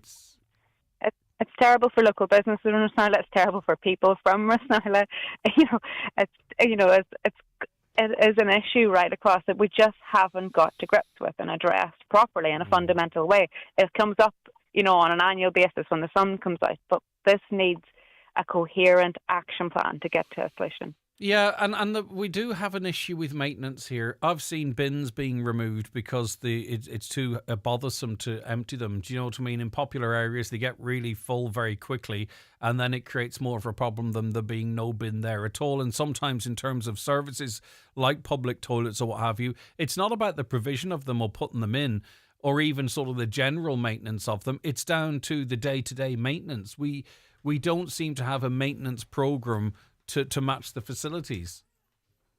Yeah, and I suppose, in fairness to the county council, what their response to that probably would be is they're fighting with really tight budgets every single year. Yeah, so, but look at the amount I understand where you're coming from, and I defend the council when it needs to be done, right? But I mean, ring fence some of the millions that come in from hotels and pubs and restaurants, some of the biggest tax contributors, ring fence some of that to improve the tourism product. Do you know what I mean? Like, that was my pretext. My pretext is that's the answer. But I think yes, we need to. If we're going to have it, like, there's no point having these toilets in Rosnala if that's the result. If that's the picture that we get at the end of it, close them, get rid of them. But, because you can't use them anyway. No, and the funny thing is they have been designed that they're probably relatively easy to maintain if they were done regularly, a stainless steel toilet and what have you. Yeah, they're stainless steel and they're proper plumbed in portally. Like, that has been an advancement from the council than 2 years ago, for example. That has been an advancement, but the issue still maintains is the maintenance of them. And also the bins, the maintenance of the bins. These are the two basic public infrastructure things. If you're going to try and focus on tourism and grow in an area and economic development in an area, you need these two basic things fixed. I think, really, to be honest with you, Lisa, we're at the point now, because I'm tired of these conversations, not talking to you, right, but we need to start charging people 50 cents to go in and use the toilets then. If the council can't raise the money through general taxation or what have you, we need to start having a system that pays for itself. So 20p a poo or whatever it might be, and that pays for the maintenance of the toilets. I don't know, but I just feel that that's where we're at now. We're not going to crack this. We're not going to crack this with the current conversation. We have to think of something different. Trial a pay per pee and poo toilet in Rosnala. I don't necessarily think, that. I think basic public infrastructure, is something that I would try and aspire to. But also, when I said to 10p? you, I don't think we haven't looked currently enough at the current amount that we're spending on the maintenance, which is substantial. Okay, the amount of money currently being paid is substantial. I think we do have enough money if we think about it a little bit differently. Yeah, we are in April here. We've had a bit of good weather. It's not, it's toss of the coin whether it's beach weather. It depends on the individual. We haven't even hit the summer yet, and this is where we're at. So this is an opportunity. We have a space between now and when things really kick off to try and get this right. Mm-hmm. Yeah, and that doesn't require sitting down and going, well, what is our current maintenance costs? And they are substantial. And is what we're getting for that bang for buck? Or could we spend that money differently? Could we spend the current amount of money in a community-led way, engaging with the community and identifying someone or a group of people who would take responsibility for this and would get paid for it? You know, volunteerism will not fix this. There needs to be, it needs to be. You couldn't ask anyone to go in there through the goodness of their heart or even the love of their community. That is just, I mean, I don't know how you'd have to go in there with the hose that you clean a septic tank out with. I'm going to throw up, Lisa, because I've looked at that picture again. Listen, notwithstanding that, the Rosnala's Farmers Market, where do you set up? So we have been all winter in the Friary Hall, but from this Friday again, we're going back outside to the Council Car Park where we were last summer. So we're absolutely delighted that the sun's out for our first Friday back outside. It happens every Friday from 10 to 1, and it's focused on, I suppose, giving local people and local producers a place to sell to local people and local consumers. Good stuff. And this kind of community wealth building model. Well done. Okay, Lisa McCurdy, thank you for the time. She's a Rosnala resident and one of the organisers of the Rosnala's Farmers Market. A caller says, I was in Rosnala on Sunday. It was disgraceful. My daughter lives in Clearwater Beach in Florida with thousands of people and their toilets are immaculate. Rosnala just lacks a maintenance person. Indeed, it does. And it needs someone that's there daily. The maintenance budget, I presume this stuff is contracted out. The contractors can only go in when this is not their fault. They can only go in, and I'm sure they leave them pristine when they're contracted to do so. But we can't, it's 2025. I'm still talking about disgusting toilets in Rosnala. Have a look at it. It is mank. The last person to actually used it, they must have hovered like a drone. A caller says if people had to pay 50 cent to use them, they'd appreciate them better. Yes. That's the bottom. That's my point. I just really believe that is the way it is. That 50 cent may be too much for a wee, 50 pp. Why are they not using the self-cleaning toilets like those in the town park? Really, Caroline? Town park self-cleaning toilets? How do they? That's like self-cleaning microwaves. They don't self-clean at all, do they? I mean, what is a self-cleaning microwave? It doesn't. How does it clean itself? Right, okay. That's revolting to look at that picture. I agree. God help whoever has to clean them. For the one toilet that was usable, the lock didn't work. Totally unsuitable, and an totally unusable state. Maybe if they were cleaned on a daily basis during the season, it might encourage users to have more regard for them, or just someone floating around. Because all that's floating around now is toilet paper and plop. A caller says, what's wrong in this country? Why can't we not have a proper block of toilets in Rosnala? Thousands of people visit this beautiful place every year, and this is the best we can do. Pay someone properly to keep them clean. Right, back with more after these. The 9 till noon show is brought to you by Letterkenny Credit Union, offering low-rate car loans with fast approval. Apply online at letterkennycu.ie or in office today. It's the Right Price Tiles Wood Flooring and Bathware biggest ever sale. Up to 50% off everything in store. All tiles, all wood flooring, all outdoor slabs, cladding and bathware. Everything is slashed in price. This sale is not to be missed. Right Price Tiles Wood Flooring and Bathware biggest ever half price sale now on. Make great photos into beautiful gifts at McGee's Chemist Letterkenny. Different gift ideas include canvas prints, freestanding or ready-to-hang art blocks, and personalised photo books, perfect to mark any occasion. There's also jigsaws, calendars, mugs, and much more.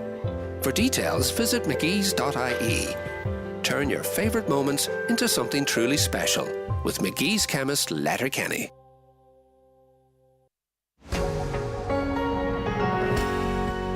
Every decision, moment and experience has shaped who I am today. I still live at home with the support of a wonderful team who provide home care with respect for who I am, empowering me to live my life my way. Your life, your way.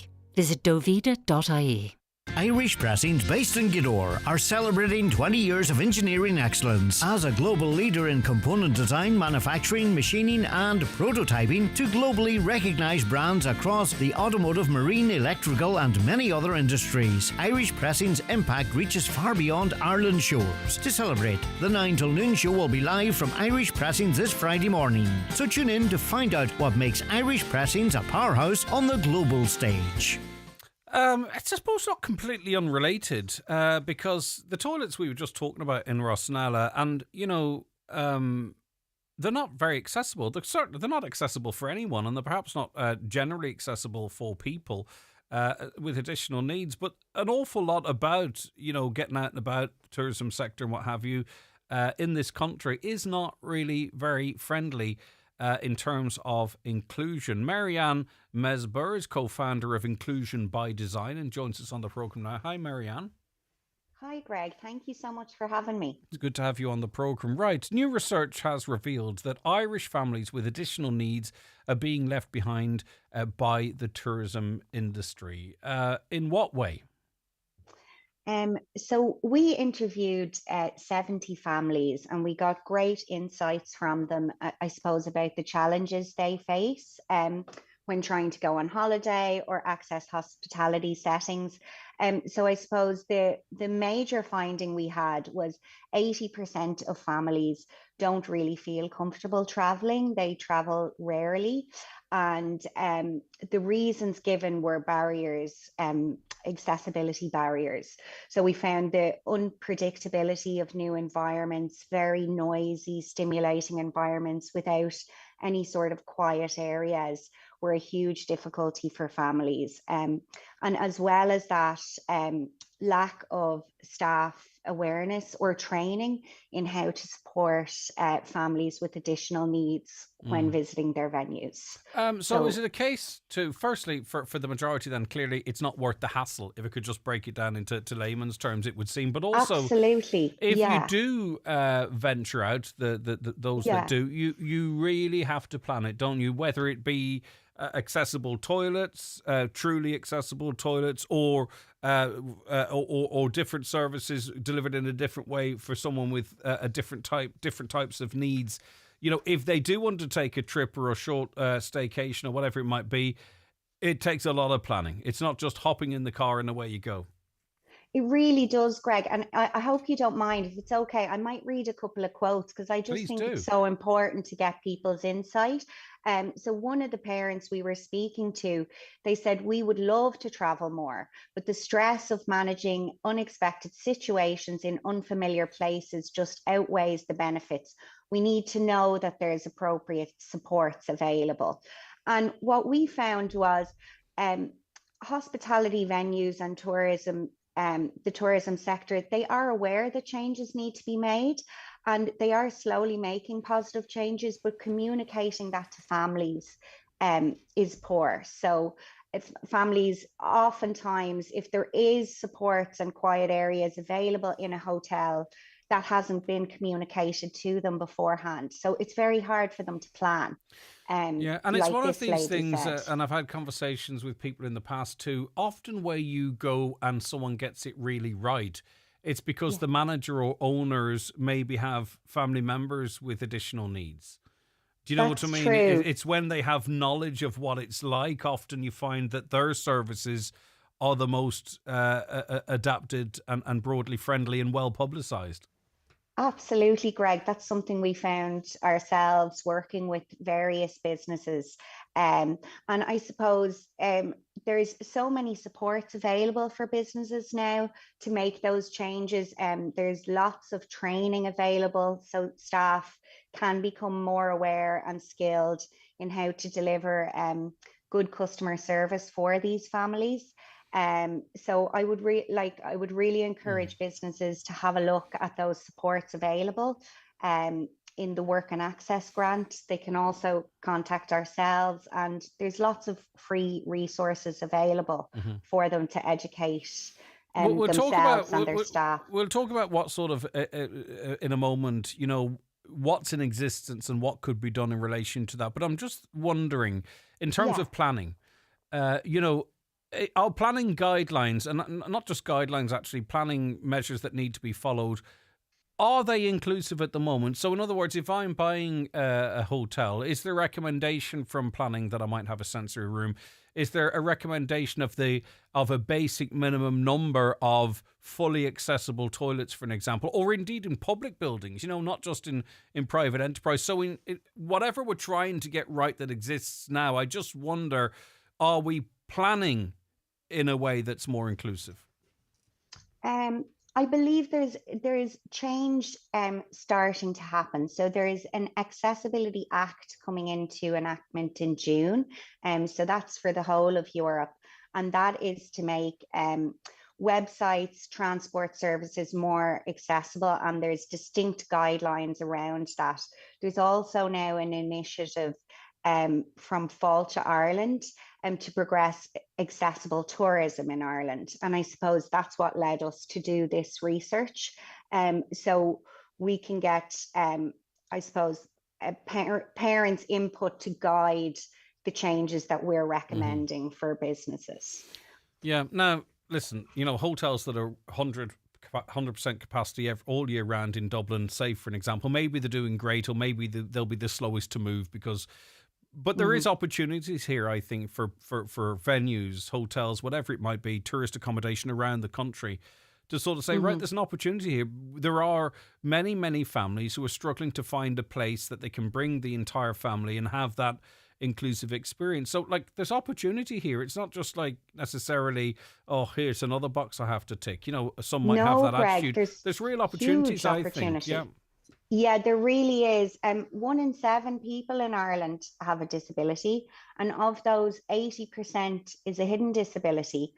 So it's a huge number of people that want to be able to access leisure activities and tourism. And it's a huge market that are often motivated to travel within Ireland for various reasons. So I really think it's an opportunity for hotels to look at. For sure, I agree. So if I own a business, right, and I say, right, okay, listen, this is a slight oversight on my behalf. It's very, very busy. I've been campaigning for 9% VAT. Maybe I've took my eye off the ball in certain areas, right? Do Inclusion by Design assist businesses, say, look, this is what we have. What could we do? Maybe at a small cost initially, or what have you, or what do we need to do with our staff, or what do they need to be looking out for, so as that more than the families that already travel begin to travel. So is there does that support come through your organisation, or are there other entities that will help? No, that support comes from ourselves as well. So we would go into that hotel and offer a redesign advice service. We'd also look at their policies and procedures and maybe give advice around offering a more flexible service, and advice around how to communicate their accessibility through visual cues, visual supports, and ensuring that there's a sensory mapping service done of the building. And then I suppose most importantly, we offer several staff training courses. So we would offer training courses to senior management right down to all the customer facing staff on disability awareness. I mean, being seen and heard is an awful lot of what we're talking about here as well, to be understood. Absolutely. It really is. And through the research, what we noticed was those venues that did offer that support were brought up time and time again as having a positive experience. And it was really a venue that families would visit over and over again because they felt comfortable, So, all right, lovely stuff. Marianne Mesber, co-founder of Inclusion by Design. Presumably people search Inclusion by Design and can find this study and supports as well for the businesses maybe that want to do their bit as well. I mean, there's Absolutely. Tons of stuff here. It's about how you, even if you have a calf, sometimes it's about how you set up the tables and chairs. You know what I mean? Or that you don't use disabled a toilet for people with a disability as a storage room for your mop bucket. It's a lot of this stuff isn't high cost stuff. That's obviously a lot of it's free. I'm not necessarily including neurodivergent people and all that kind of stuff, but people know what we're talking about. Thanks for your time, Marianne. Have a wonderful Thursday. Thank you, Bye-bye. Greg. Thanks so Take much care. for having me. See ya. The 9 till noon show with Letterkenny Credit Union. Simplify your debts with a debt consolidation loan from Letterkenny Credit Union. Call us on 074 910 2126 or apply online via our app or in office today. Hoka, the brand that has changed running shoes at Brian McCormick Sports. The ultra-cushioned game changer, Bondi 9, will give you a soft and bouncy transition from heel to toe. Enjoy the increased stack height with a new premium midsole. Look the part, play the part. In-store and online. Click on bmcsports.ie. The grand stretch is well underway, and the spring flowers are proudly holding their heads aloft. Easter, the movable feast, can't be far away. A time to spoil ourselves a little and to go with the flow, with plenty of Avonmore cream. Our freshest cream, flowing on strawberries and cream, chocolate and cream, meringue and cream, family gatherings and cream. So don't forget the Avonmore cream. It's the cream that makes Easter. Invite the family over for the perfect Easter dinner with Lidl. Our award-winning Board B approved 2.5 kilo deluxe half horseshoe ham, just $19.99. Cured to perfection and produced in the heart of Tipperary. Proudly supporting Irish suppliers. Shop without compromise. Go full Lidl this Easter. Highland Radio weather updates with McElhenney's. Discover trending new styles each week in fashion, footwear, accessories, homeware and more. Visit us to explore the latest arrivals in store or shop online at mcelhenneys.com today. Okay, continuing warm and dry today. Margaret McNamee joins me on the programme now. Hi, Margaret. Greg, how are you? I'm doing good, and thank you so much for joining us, because we heard a reference to a Donegal couple who were on board the Titanic, and very sadly both perished. Well, certainly Neil McNamee was from Donegal. His wife Eileen was from Dublin. No, Neil McNamee. Yeah, sorry, beg your pardon, Neil McNamee. So your late husband Tommy was his nephew. So his nephew, right, yes. What do we know, Margaret? Tommy's father was the only brother that Neil had. Mm. You know, so that they were all the McNamees. His family hadn't they had just. What am I trying to tell you now? Well, Margaret, let me ask a question, because I'm used to this radio crack. I'll tell you what. Could you tell us how they ended up on the Titanic and what happened to them, Margaret? I can. Neil and Eileen got married in January, as far as we know, January. Now, he was being sent to New York to open up a business for Lipton's tea. Mm. And what they decided to do, they said they wouldn't go on their honeymoon, they would wait and go on the Titanic. And the story then. And what do we know about how they passed? Because we heard from a listener say that Neil perished. Eileen was offered a place on a lifeboat, but refused it. Now, is that sort of how the story is developed romantically, or do we know that to be true, Margaret? No, well, we don't know now. We know definitely that she wouldn't leave him because they were only married, And then there was bits of paper news on the paper then wanting to know were there any McNamee families around the convoy, and if they only knew how many. There's such a lot. Yeah. But now, anyway, Neil's body was never found, but Eileen's remains were recovered. What do we know about that? Well, the reason they know, she had a wee purse in her hand when the body was found. And when they opened up the purse, they found that her name was in it. Wow. And that's how they knew that it was Eileen.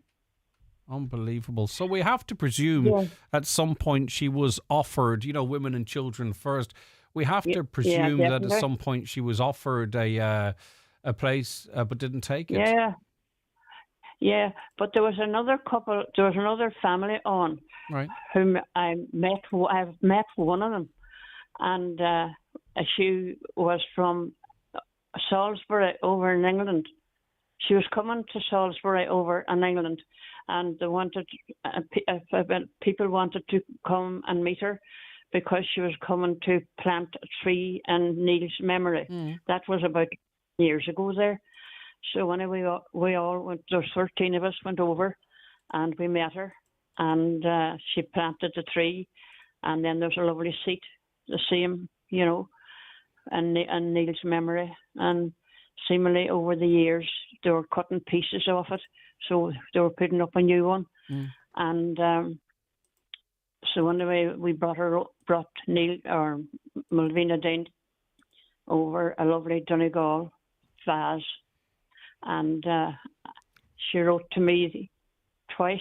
I have 2 letters of her from her, and she was a lovely woman, lovely person. I'm actually looking. I'm looking at a picture of Neil and Eileen now. She's a very beautiful young lady. He looks very well to do. The most amazing moustache. And in the census, the last census we have that he's included, he's referred to as a scholar. Right. Well, I don't know to tell you the truth. That's what they say on there's a encyclopedia. One of 7 children. Neil's siblings were Ellen, Catherine, Mary, Andrew, Maggie, and Rebecca. So I presume Andrew is Rebecca was his brother, my husband's sister. Yeah, mother. Yeah, was Rebecca. Auntie, I get you. Okay, so there you go. Auntie, wow, yeah. It's absolutely remarkable. Neil. It says here, Neil appears on the 1901 Census of Ireland, living with his family at House 1 in Rooskey, and he was described as a scholar. His parents continued to live here and appeared at that address on the 1911 census. Neil was working for Lipton's, as you mentioned, at 41 Silver Street, Salisbury, when he met Eileen O'Leary, a resident of that town and a cashier with the company. They were married in Corpus Christi Roman Catholic Church in Bournemouth. At the time, Neil was a resident of Portman Road in Boscombe, whilst working for Lipton, so he had gone over there. The newlyweds boarded the Titanic at Southampton as third-class passengers, tickets number 376566 at a cost of 16.2. Unbelievable stuff. And I suppose too, you know, Margaret, when you see images, and there's been images released recently appearing of the Titanic, and I suppose too, you look on and think, is that Neil's last resting place? Is his remains still in that ship? And sometimes I think we forget the loss of life and what have you when we look at this amazing vessel. Yeah, definitely. There had bound to be people locked in bedrooms and all, like, you know. Fascinating stuff. And when Tommy was alive, God rest him, was this something you took a great interest in? You know, having such a close connection to such a historic event? Yeah, you see, and he never had an uncle on that side, on his father's side, you know. I see that. Because Neil was the only uncle he had. And there were 9 of the family, 9. Unbelievable. Okay, Margaret, listen, thanks for giving us the insight into Neil and his newly acquired wife, Eileen. That sounds terrible, yeah, well, newly acquired. I don't mean it like that, but... But Greg, we put up the Convoy connection has put up in the graveyard here in Convoy. Right. I don't know many, not that long ago, you know, and over the headstone, you know, in their memory. Okay, lovely. I'd love to see that. Okay. Listen, thank you so very much, Margaret, for sharing your late husband's memories and your own. When did you lose Tommy, Margaret?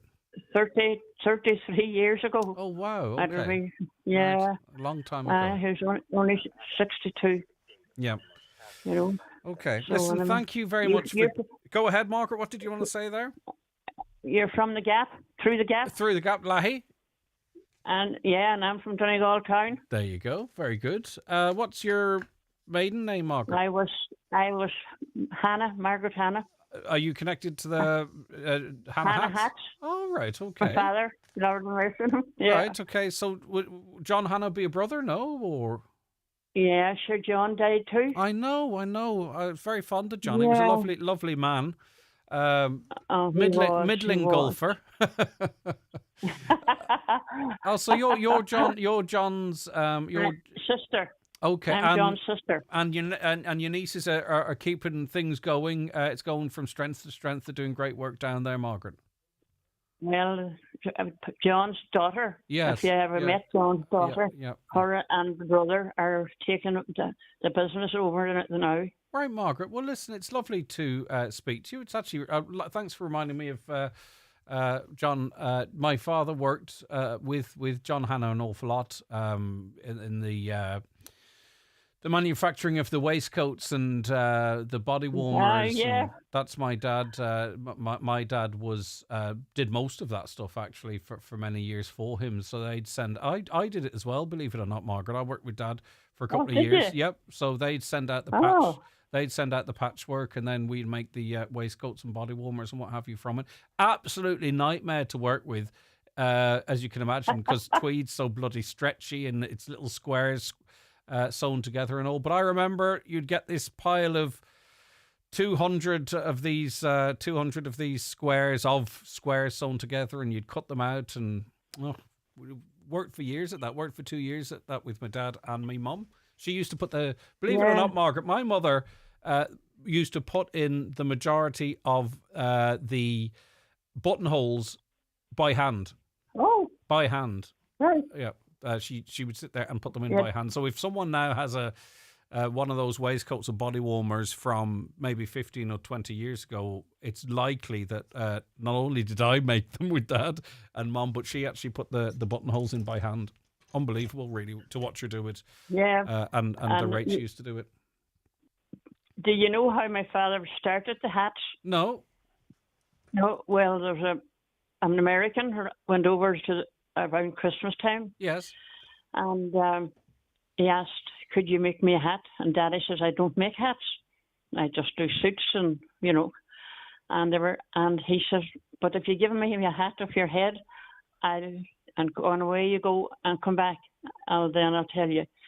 So anyway, he took the whole hat apart and then put it back again. Wow, he used it as a pattern. Started. He used the old hat as a pattern. The man's, yeah. Wow, amazing. Okay. Thanks, Margaret. Lovely chatting to you. Nay, McNamee, nay, Hannah. Here. Thanks so very much indeed. Thank you very much, Greg. Thanks so very much indeed.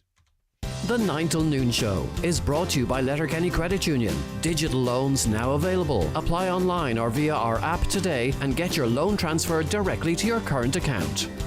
On this week's Business Matters, I'll be speaking with Terman man Mark Gallagher about the revenue-generating YouTube travel channel Something to Remember that he runs with his partner ASIA.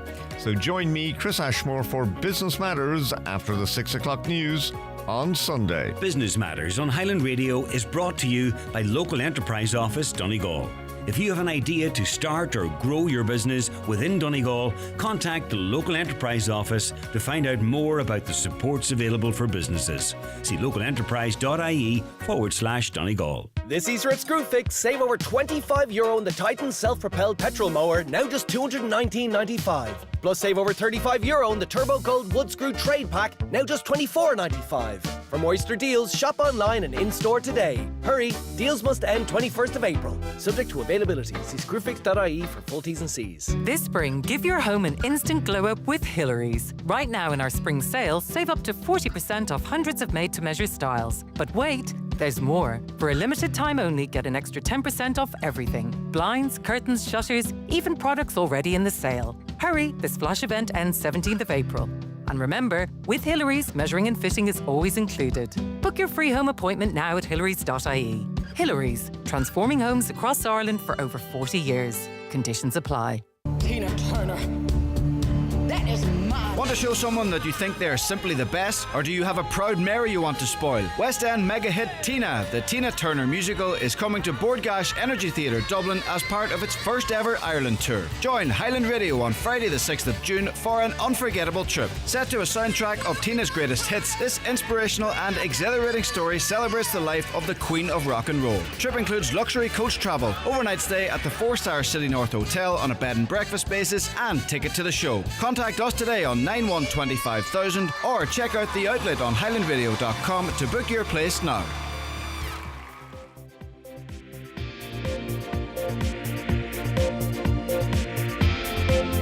with all the stories that matter across the Northwest. It's Greg Hughes on the 9 to Noon Show on Highland Radio. And it's 11:11. Let's get a news update. Good morning once again to Donald Kavanagh. Thank you, Greg. Good morning. An Ulster University professor who's been involved in research into defective concrete and its effects says a public seminar in Ungreedon Hotel in Burt on Saturday will give them a chance to present crucial research in public for the first time.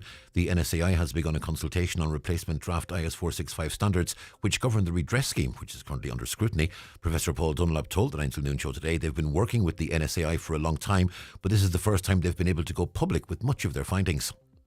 Donegal County Council is being urged to carry out repair works on footpaths at Main Street in Ballybofey. It's understood at least 4 people have tripped and fallen as a result of uneven footpaths there.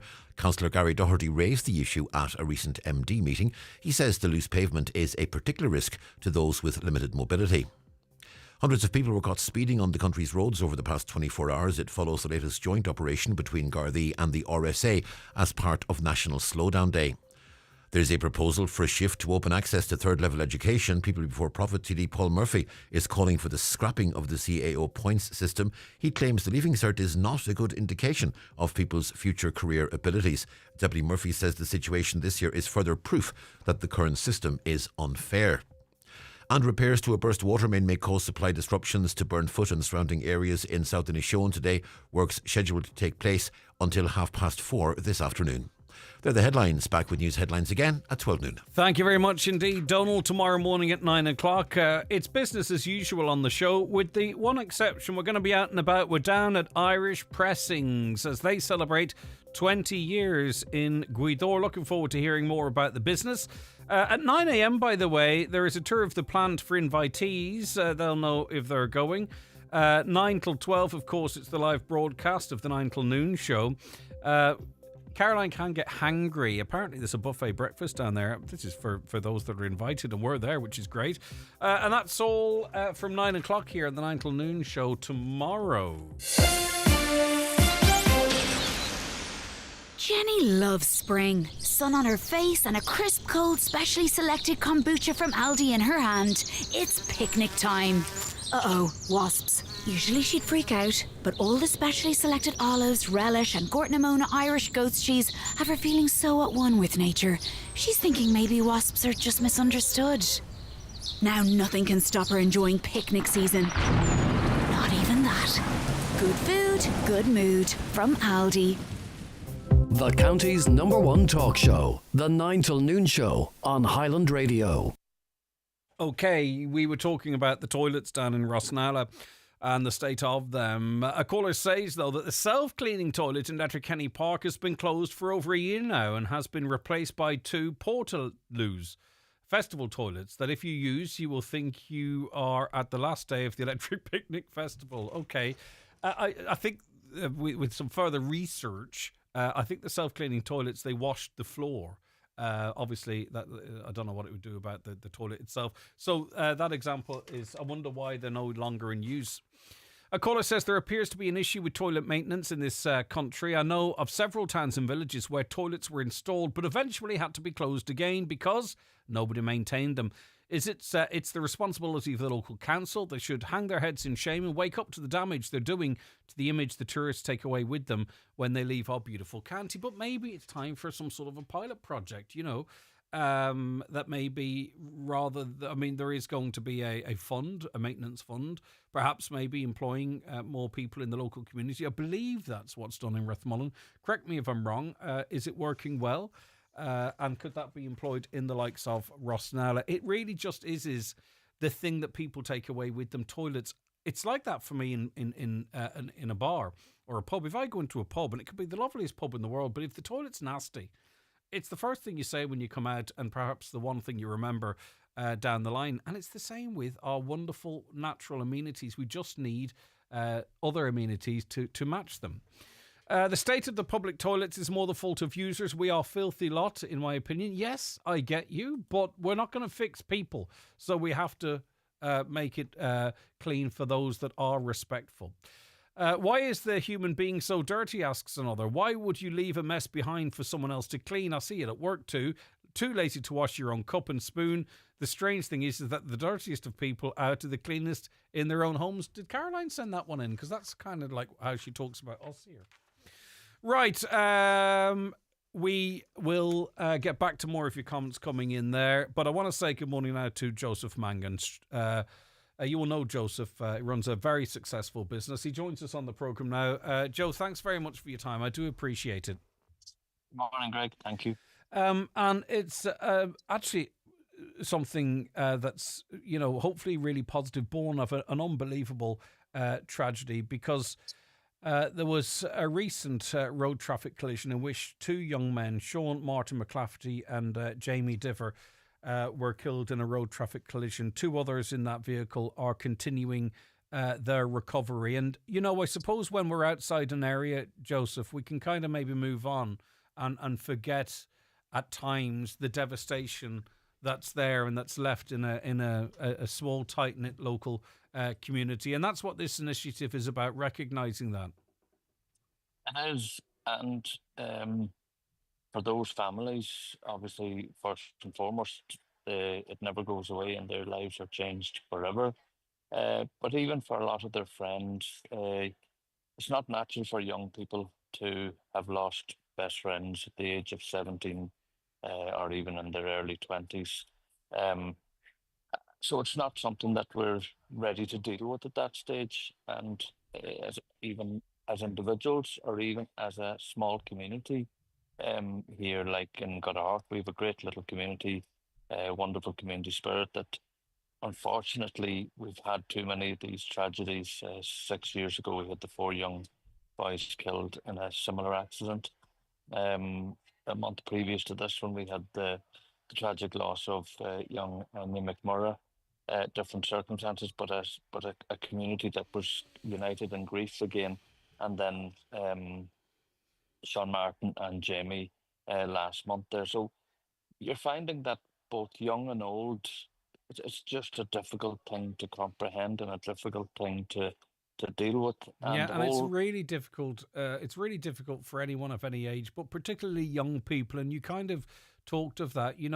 I think with age, there's something happens where we are more conditioned with grief or loss because perhaps it's nature. But for 16, 17, 18, 19-year-olds or 10-year-olds lose an uncle or whatever the scenario might be, it's very difficult to process. And one of the concerns one might have too is that, it could impact on other young people's mental health and the consequences potentially of that, Joseph. It is, and that's the thing about it. As we go through life, we arm ourselves with tools that help us deal with situations. But it's at the age of 16, late teens, early 20s. This isn't a tool that you would expect to be armed with, and you're not naturally armed with. So the main thing with this is to actually have a little talk and have experts come in that will actually explain a little bit about grief, explain the process, and sometimes it's even hearing that you're not the only person and what you're feeling is actually that there are others or that is the process, can even be a little bit of help. And then hearing of some of the supports that we have in place and some of the help that is there. But quite often having young people come together and just having a talk about it and hearing about the different ways to deal with this or help can actually be one of the biggest helps. And that's as much that this is a gathering for people to get information, to hear of the supports that are there, but also to kind of just be there for each other as well, because that happens at the time of the wakes and the funerals and so on. But then as the weeks and days go past, there's different people that are maybe sometimes left behind. And this is about just trying to make sure, even it's arming people with knowing what to look out for if you're looking out for a friend or a son or a daughter, Joseph, or whatever. because, loss, grief and trauma too, because there's trauma in events like this as well. And sometimes trauma can be different to grief. I'm thinking of mums and dads and granny and granddads in the areas that maybe don't understand how something like this can affect a young person in the house. What do you look out for? How might their behaviour change? When do I need to give them space or perhaps to step in? And what do you say? And how do you, identify maybe if there's external supports that are needed? Again, we don't have that info, and it can be very frustrating as mums and dads and granny and granddads and what have you to sort of know what to do, to have the knowledge to know what to do in that situation. There will be a focus of that as well during this process, Joseph, to help people understand. It is, and that's part of it. I know the families very well. I'm very good friends with some of the parents and so on. Having been from national school, secondary school together with them, and it kind of came from that. You don't know what to say. You don't know what to do. You see young people, and you're talking to other parents, and you're hearing of young people that are really struggling. And again, you're sitting with in that position of, I want to do something, but I don't know what to do. But then when that's the idea of this, to get help and to actually arm people with that information to be able to point them in the right direction. So, Stronger Together, community gathering for sport and healing. What's happening? When's it happening? How do people engage with it? Well, it's on tomorrow, Friday evening at 7 p.m. in Austin, Lohalton and Goodahart. And we're working with both the HSE and the Road Victims Northern Ireland Donegal group. So we're going to have different people there just giving some information, talking about grief, and then talking about the supports and services that are available. It's free for anybody to turn up, and there's no need to register. You just turn up at Austin, Lohalton and Goodahart at 7 p.m. Tomorrow evening, and we'd love to see, as you say, friends, family, parents, grandparents, anybody at all. It's about getting information to people and helping. If we can only help one person, it'll be worthwhile. Yeah, and I'm sure you'll help much more. And I think, for families that maybe don't communicate as much as others, bring people with you. It might be a conversation starter. It might create a space where people can say on the way home in the car, this is how I've been feeling, and what they said makes sense. I think that will be potentially a really powerful part of this. Absolutely, and that's the thing. There's maybe a little bit too much of a stigma in terms of talking about any of this, particularly amongst young men, and that's one of the talks that we'll be having, Men's Time to Talk, and it's about just realizing that it's actually better to talk. It's better to just ask for help, or even just to put your arm around a friend and say, you know what, do you want to talk about something, or is there something I can do, or whatever? And it's about everybody helping each other. Okay. It's Stronger Together, a community gathering for support and healing. Members of the Road Victim Support Northern Ireland Donegal group will be in attendance. It's backed by the HSE. It's open to everyone. There's no pressure. There's no compulsion to talk. You can just sit and listen. If you want to engage, you can. It's completely judgment free. A lot of us just like to go and sit at the back, but that's fine as long as you're taking in the information. It's for anyone impacted by the recent tragedy or any of the recent tragedies we heard Joseph reference there, families, friends, members of the wider community. There are people who feel the loss directly, even though they're not directly there. Come out and sit with others, because we are so much stronger together, and we have great communities, and everyone needs to be a part of that as well. Remind us one last time when and where, Joseph. 7 p.m. on Friday evening, tomorrow evening, in Austin, Lohalton and Goodahart. Thank you very much. I'll give people a reminder of that tomorrow as well, for those we may have missed. Joseph Mangan, thank you very much indeed for your time.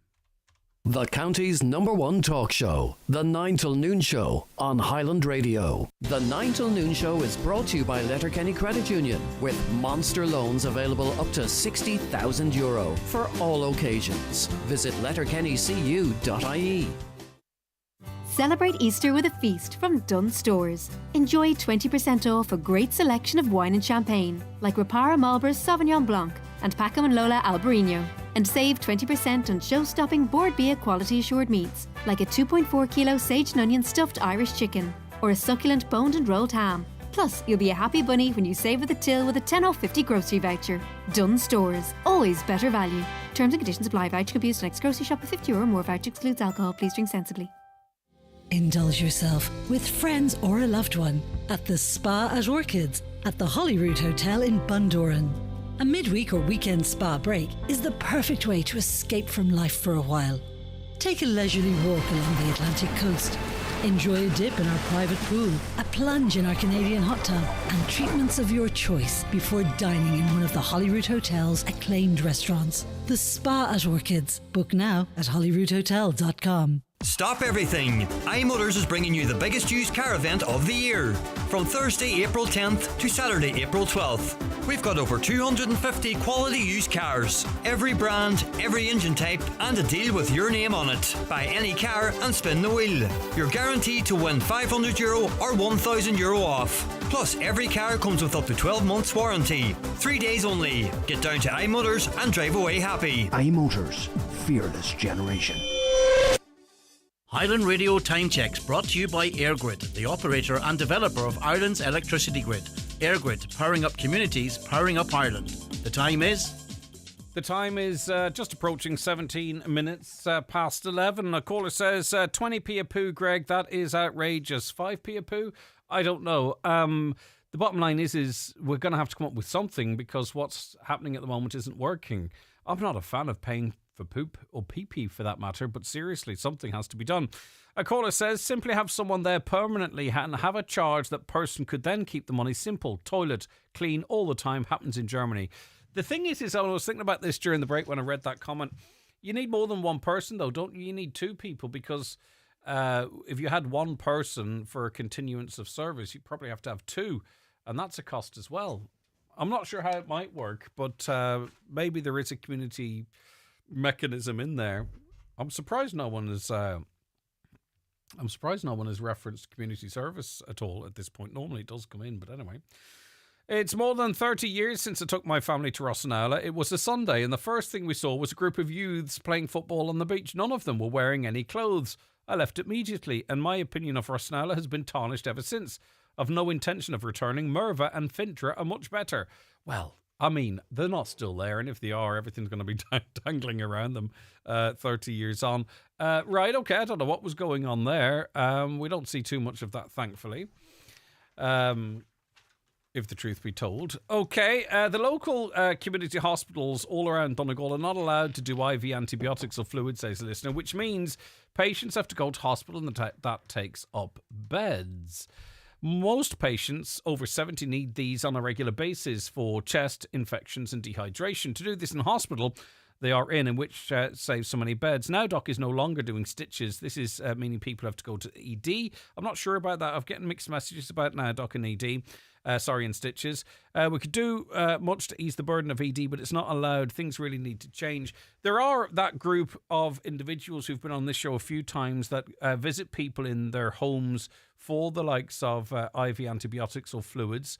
I can't remember the exact name of the organisation, but they do fantastic work, and their stats were very impressive in avoiding hospital visits for older people. And they were looking, firstly, for more funding for that service to maintain it, but also to expand it. So there are solutions out there that are working. They just need to be further funded. Right, now, Donegal County Council's Cahirlock, Niamh Kennedy, is hosting a concert to support Donegal Domestic Violence Services. And we've got Councillor Niamh Kennedy on the programme with us. Cahirlock, good morning to you. Thank you very much for your time. Good morning, Niall. Good morning, everyone. And that's Ocean FM. I'm Greg. I think it says good morning, Niall. But it's fine. Yeah, it's fine. Good morning, Greg. Good it's morning, fine. Highland It's fine. Radio. It's all the same, really. Thanks so much, Niamh. And also, good morning to Dr. Marie Hainsworth, CEO of Donegal Domestic Violence Services. Dr. Morning, Marie, Greg. thank you so much for your time, as always. Niamh, I'll start with you because I suppose in organising something like this, there's lots of different things that you could organise it for. Why did you choose Donegal Domestic Violence Services? I mean, it's obvious because it's so important, right? But maybe there's just to hear you explain it.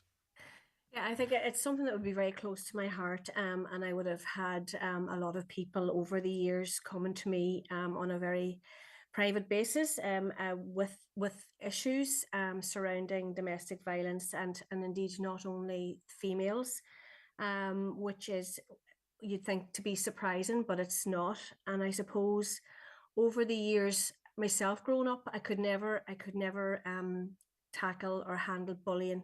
Just don't deal with bullies at all. And I suppose the more I looked into it and the more I saw things, I think we've all had someone bully us at some stage in our lives. But I think the more I looked into it, the more I realised that the bully, sometimes it was coming from the home and it was coming from their own issues behind closed doors.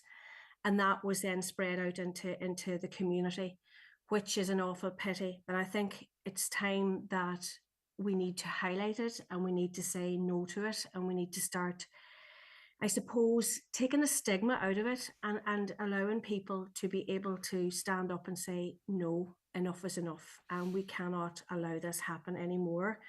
And we need a refuge and we need a centre, and we have a centre here in Letterkenny, which is fantastic. And we need more places like that throughout the county.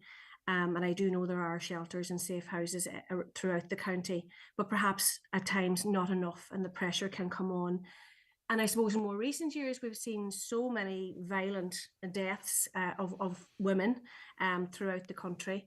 And indeed, again, only recently they're in court the other day for coercive behaviour, a young man in prison. So look, it's a serious issue. It's something that I say that is close to my heart for so many reasons that I won't go into them all, but I will say that this is extremely important and it needs to be brought to the fore. It needs to be highlighted more and say, look, enough is enough, and break the stigma. Yeah, and it's so important even having the conversation about things like this, because there's, very sadly, every day new people find themselves in this situation. So every time we talk about this, and often it is with Dr. Hainsworth, maybe we reach that woman. It's predominantly women. We're not saying it's not men as well, but it's predominantly women, right? That maybe it gives them the confidence to make the decision that's right for them. And it's with services like yours, Dr. Hainsworth, because to up and leave a situation, especially if there are dependents, can often take a very long time for very, very obvious human reasons.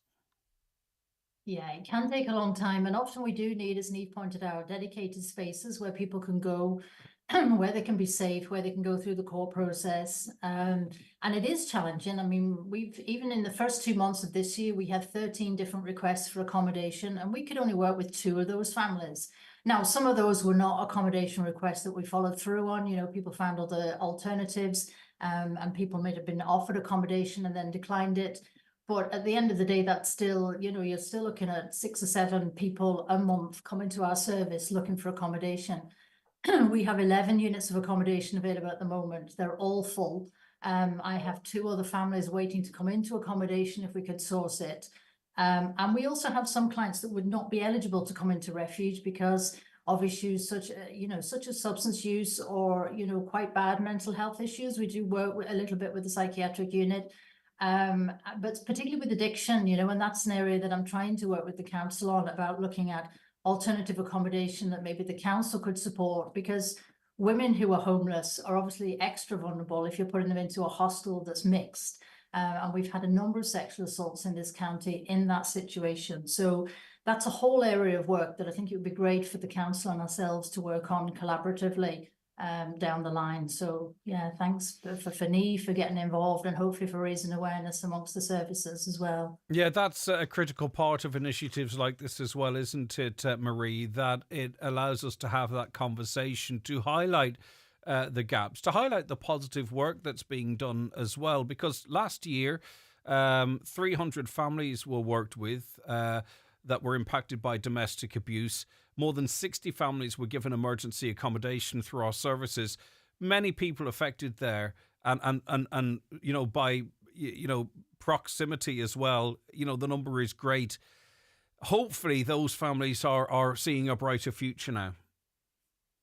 Hopefully, and I think as well, it's something for families, because often families will support family members to get out of relationships, but they want to know that there's options there, you know, and it's a big bonus to be able to say to somebody, look, if you support your family member to get out of the relationship, we can provide X, Y, and Z. So at least people feel more comfortable about having the conversations, because the last thing we want to do is feel completely overwhelmed by something and then feel we can't deal with it and we can't cope. So yeah, it's important people know that we're here to support them. And then I think that will give people more confidence to go forward and actually speak to potential victims or to speak to family members generally. And Niamh, we need something too, you know, locally but nationally as well. And I don't know where we go from here. But today, just reading figures, 30% of people have been the victim of a sexual assault. More and more women are contacting this programme saying they feel less safe, whether it be in their home or actually out and about. And we seem to be hearing of serious assaults or the murder of women on a weekly basis right across the island of Ireland. You know, with all the talk that we're doing and with all the progress we would hope we are making, Niamh, sometimes it does feel like, you know, things are getting worse when you would expect them to be getting better. Yeah, absolutely, Greg, and it is very, very unfortunate that is the case. And I suppose the more people we have in our communities and the more people that we don't know anymore, it can be very daunting on people, and people can certainly feel a little unsafe, and indeed at times very unsafe. So it's a case that I think that we need to break the stigma. We need to speak to people. We need to ensure that everybody's included in our communities and what we do. And once we start to get to know people and get to know them properly, and I suppose welcome people, to ensure that they're valued and that we're all valued and that we're all equal, and that there should be no room for any violence of any description, that there should be no room for someone having to beg on a street and pull somebody into a corner and do all sorts to them.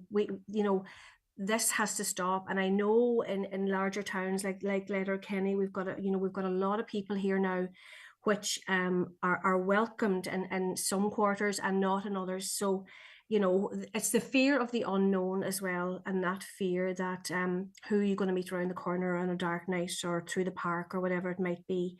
So again, to deal with this, I suppose, on a national level, we need to communicate more. And I know that the Inclusion Unit in Donegal County Council is doing an awful lot of work in relation to that, and in relation to getting to know people and welcoming communities. Very, very important piece of work that's going on there on that community development sector. And it's very, very strong and very welcome. So again, it's working with people and trying to break the silence and break the stigma. And often when we have this conversation, there's some men get up in arms about this and think that we're talking about all men, or that it's men bashing, but that is really misplaced. We're talking about primarily men who are responsible for domestic abuse against males or females, mostly women. They are not representative of all men. So men shouldn't get edgy or defensive about this, right? But men have to be part of the solution. I'm talking about, Marie, toxic conversations in the bars or in WhatsApp groups, or calling out, behavior that they see amongst their friends or their brothers or uncles or something. Men aren't under threat here, but men can certainly be part of the solution. And we shouldn't leave it up to women to lead the way on this. Stop feeling that this is about you and start being part of the solution. Yeah, absolutely. I was at a training the other day, and it was looking at domestic violence homicide cases, and one of them, the perpetrator has strangled his victim. But before he did that, he had been joking with his group of male and female friends about looking at different ways of strangulation and asking them if he could, just practice to see what it would feel like trying to strangle somebody. And it's recognizing, I think, that minor behaviors need to be challenged before they escalate into other behaviors. And I think if everybody, men and women and people who have not been exposed to domestic violence even growing up, that they get to understand that, there are behaviors like stalking and harassment that might sound very minor, but actually can quickly escalate and are often key indicators of something a lot more serious. And I think all of us have tended to go, well, that's somebody else's private life, so we don't want to get involved. Whereas what we're saying now is everybody at some level needs to have a role in asking questions and just double checking with people if they're okay, and not being afraid of the response. You know, that the more normal we make it about asking about domestic abuse, the more likely we are to be able to encourage people to come forward, you know, and whether that's other professionals, GPs, medical people, whether it's the Gardaí, whether it's, you know, any emergency service that might be called out to an incident, just asking the routine questions allows victims to come forward. And we need to stop, and I don't care if it's the government, the EU, the tech companies, whomever it is, one or all of them, we need to stop people under 18 years of age accessing pornography. It has to stop, because a lot of this stuff that they talk of, asphyxiation or whatever it might be, if you look at the searches, because these companies publish their top searches every year for one reason or another. But anyway, the stuff that's being looked at, okay, is, if you're a fully grown adult, that's grand. I'm not judging. But I was listening to a girl being interviewed by Victoria Derbyshire recently. 11 years of age, she started watching pornography, and she eventually ended up working in the adult industry. You know, kids should not be exposed to this stuff, and we need the powers that be to protect them along with us, but we can only do so much as well. Caherloch Niamh Kennedy has gathered an amazing group of individuals and performers, two of Donegal's most iconic performers. I would argue, well, they're definitely two of, if not the two, Moya Brennan of Clannad and Mairead Mooney of Alton, two amazing, powerful women. They are taking part in this concert. The Friel sisters are going to be there as well. Actor and playwright Maura Logue, up-and-coming Gweedore singer-songwriter Lara Bell, and Danu Young Women's Choir, amongst others. You really have gathered together an amazing lineup for this concert, Niamh. Yeah, it's fantastic. I'm absolutely delighted. I had the pleasure of being in the company of Moya and Mairead and Jim McGuinness, actually down in Bunbeg, back at an age-friendly Alliance AGM. And we got chatting at the table, and I had put the thing to them and asked them what would they consider, what did they think about maybe doing a performance on the awareness raising of domestic violence. And both of them, without hesitation, jumped on it straight away. They were delighted to help out. So then I got in touch with Maura Logue, because I love Maura's, she's just brilliant. And she has written a piece for the night, and it's going to be amazing. And then obviously Trailoch and Greenan and the council and Andrew, they've been so supportive and so helpful, and then they gathered the rest together. So it's going to be an amazing night, and I have a lot of good friends that are going, and a lot of people. It would be great to see so many people come along, because it's on Good Friday. It's a poignant night to have it. It's also my son's 30th birthday. He'll probably kill me for saying it, but happy birthday to him. But I think that it's a good, important night to have, and it's Easter, and people will be getting together, and the lineup is going to be amazing, and the women are just, it's going to be so exciting to hear them. So there are tickets available. So where is the concert taking place, and how can people secure their tickets? Yeah, they can get them online at Greenan online, and it's at 8 o'clock, and the tickets are €25 each, and the proceeds will go to the domestic violence in Donegal. Brilliant. And it's about obviously raising any money that can be raised, but also the conversation. Okay, thank you. Marie, we dip in and out of your life. I do anyway. I'm in and out of your office every now and again, and just it's amazing the work that you and the rest of your team do all of the time. It must be incredibly hard to switch off if you can at all. Like, I don't switch off from this job, but it's nothing like the work that you do, and I'm sure it can be hard to switch off. So fair play to you, Marie. I hope that doesn't sound patronising, but you and all the people that you work with, and the amazing things that you do, and the difference you make in people's lives in some of the most horrendous situations. No, it is a tough work, and the staff team here are absolutely amazing, so big call out to all of them and the work that they've done. And it is a 24-hour service. So yeah, you're right. You don't kind of switch off at one level, because there's always somebody is always working on this issue at whatever hour of the day. So yeah, no, it can be quite tough. All right. Okay. And obviously when we talk about the likes of the services of the domestic violence services, that they can be under pressure, please Don't allow that to discourage you from reaching out. Because there are layers of this, and at different stages, different thing kicks in. The best thing you can do, because unfortunately we've seen violent behaviour in the household all too often. Generally speaking, it will escalate. It doesn't go away, generally speaking, Marie, does it? You would hope it might, but it doesn't. Often, no, and sometimes it's not just the physical violence. It can be that uncomfortableness, that treading on eggshells, and people often think, well, that's not real domestic violence, so I can't really access the service. That's where it all starts. They are the key indicators where, a lot of fatalities, it's a prior history of coercive control, not physical violence. So, definitely we take all cases seriously. All right. What's the contact details again, Marie, please? So our helpline number is an 1800 number, 1800 262677. And then we do also have a mobile number, which is 087 381 2438. And you can WhatsApp us on that and text as well. All right. It's never too early to seek help, but sadly sometimes we've seen it that it can be too late. So protect yourself and your family, and get the help that's needed, and get yourself out of a horrible situation. Okay, Dr. Marie Hainsworth, hopefully you'll be able to let the hair down on Good Friday, will you? And sit in your bum and enjoy a concert? Oh, I don't know, because Niamh has got me up there to say something. Oh, my word. Would you not give the lady a night off, Niamh Kennedy? There's no such thing as a night off. Okay. Well, listen, Dr. Marie Hainsworth, as always, thank you so very much. Take care of yourself. And Cathaoirleach Niamh Kennedy. Tickets are available right now, and on Greenon, a wonderful venue. I know musicians and performers in general love to perform there. Tickets are going to sell out. So if you want to go, support this worthy cause. But also, I mean, the concert itself is outstanding. I'm not sure when you'll get all of these artists under the one roof again and on the same stage. It's Good Friday, Friday 18th of April. Tickets going fast on Greenon Theatre. Gurma Higut, Councillor Niamh Kennedy, Cathaoirleach, take care of yourself. Okay, bye-bye. Thank you. 08660 25,000 if you wish to opine on that issue. Right, I'm going to take a break. And then, there's two things I'll mention, actually, upcoming things. The Maguire sisters, they're hosting a Great Irish Bake, also with the Dolman Centre, Kilclooney, Portneuf for Sick Children's Hospital, tomorrow, Friday, between 12 and 2. Brilliant. But you didn't bring me buns. Alan did.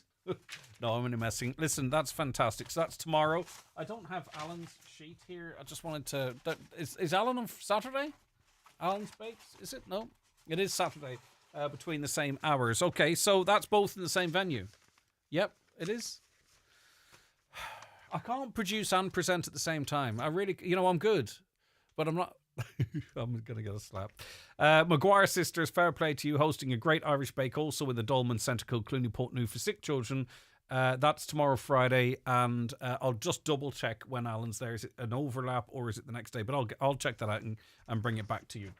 Good morning, Greg. Can you please give a mention to Raffo Seniors Friday Club? They're hosting a coffee morning tomorrow, Friday 11th at 10:30 a.m.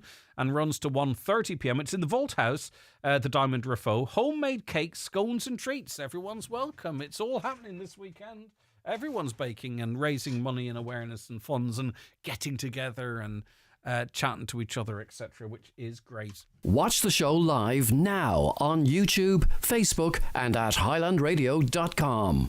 The 9 till noon show with Letterkenny Credit Union, now offering mortgages from 40,000 to 600,000 euro with no hidden fees or transaction charges. Letterkenny Credit Union, 9102127. Celebrate 25 years with Villa Rose Hotel and Spa in Ballybuffet. Join us on Friday the 18th of April for a day filled with live music, refreshments and celebrations. Enjoy 25% off accommodation, dining and spa treatments. Let's make new memories together. Visit villarose.ie for more details. Virgin Media Broadband is smooth. How smooth, you ask? Well, imagine you're a big old walrus, and rather than lumbering around a glacier avoiding polar bears, you're on a lake, driving a speedboat. 3,000 kilos of mollusk-munching magnificence, feeling the wind in your whiskers and the sun on your big, blubbery face. That's the kind of smoothness you feel with 99.9% broadband reliability. Available nationwide. Virgin Media. It's playtime. Subject to location and availability, T's and C's apply. For broadband reliability, see virginmedia.ie/proof. Make Easter get-togethers special with Super Value Signature Tastes. Gather friends and family with delicious Signature Taste cheeses, charcuterie and party food. Mix and match 3 for €10. Pair this with a delicious glass of Coteau de Ginois Alchemy Sauvignon Blanc, only €10. Enjoy these Signature Taste Easter offers exclusively available at Super Value. Enjoy alcohol responsibly. When it's time for confirmation or first communion, it's time for a trip to Watson Menswear in Letterkenny. Choose from a great selection of top label, casual and formal wear. Suits with matching shirts and ties. Blazers, jackets and shirts. Also denims, chinos and footwear from big names like Diesel, Cavani and Tommy Bow. Stand out on the big day at Watson Menswear. Open 7 days a week on Main Street, Letterkenny. And online at watsonmenswear.com. Now, to clarify, the wonderful Maguire sisters, they're hosting a great Irish bake also in the Dolman Centre, Kilclooney, Portnew. It's for Sick Children's Hospital tomorrow between 12 and 2 p.m. And then on Saturday, it is Adam. I was calling him Alan, my mistake. Adam, he is also raising money for sick children. On Saturday, he's at the St. Mary's Hall, Castlefin, between 10 a.m. and 2 p.m. for a cup of tea. So, Adam in Castlefin between 10 a.m. and 2 p.m. in St. Mary's Hall, Castlefin on Saturday. The Maguire sisters in the Dolman Centre, Kilclooney, Portnew tomorrow from 12 to 2 p.m. Isn't it great to see these young people doing what they're doing? It's fantastic. Well done to all. More than happy to mention that, but I didn't want it to be counterproductive. Hi, Greg. Narn Beach has water running onto it. It smells like sewage water and runs into the sea. Very bad at the minute. And bins are always full and the council are not emptying them. Rubbish falling out of them. Do you clean the bins or do you pull them away? Emergency services need to be taken into consideration too. They witness traumatic things and have to carry on with their work. The one thing on this programme is we always reference and keep in our mind emergency workers, emergency services. We have a lot of contact here with An Garda Síochána, the fire service and the ambulance service, and anything we can do to work with them and promote the work that they do, we do. And we always recognise the trauma that they go through. Obviously, there's supports through work and what have you, and hopefully the avail of them. And always when we talk about that, I also want to recognise too the clergy, because often they go to these scenes and what they witness is, of course, incredibly traumatic, and often they have to return to a parochial house on their own and process everything. So yes, it's the victims, it's the families, it's the community, but yes, it's the emergency services and it's the clergy as well. I've always been interested in the story of the Titanic. That was a great interview, and I'd love to hear Margaret again. Indeed, and you see, it was kind of rushed because I mentioned, is there any living relatives of Neil and Eileen? And then Margaret rings up, and next thing you know, I realise that her brother and my dad worked together, and I suppose I effectively worked for a time subcontracted by her dad as well. So there you go. It's a small wee county, isn't it? But such a connection. That's like, that 3 degrees of separation that they do, that we're all like 7 degrees of separation, like, and this is not in any way being insensitive, and I don't intend it to be like, but my connection to the Titanic, to use that sort of methodology, is me to Margaret, to Tommy, to Neil, to the Titanic. It's amazing how we're all sort of interconnected in short thrift.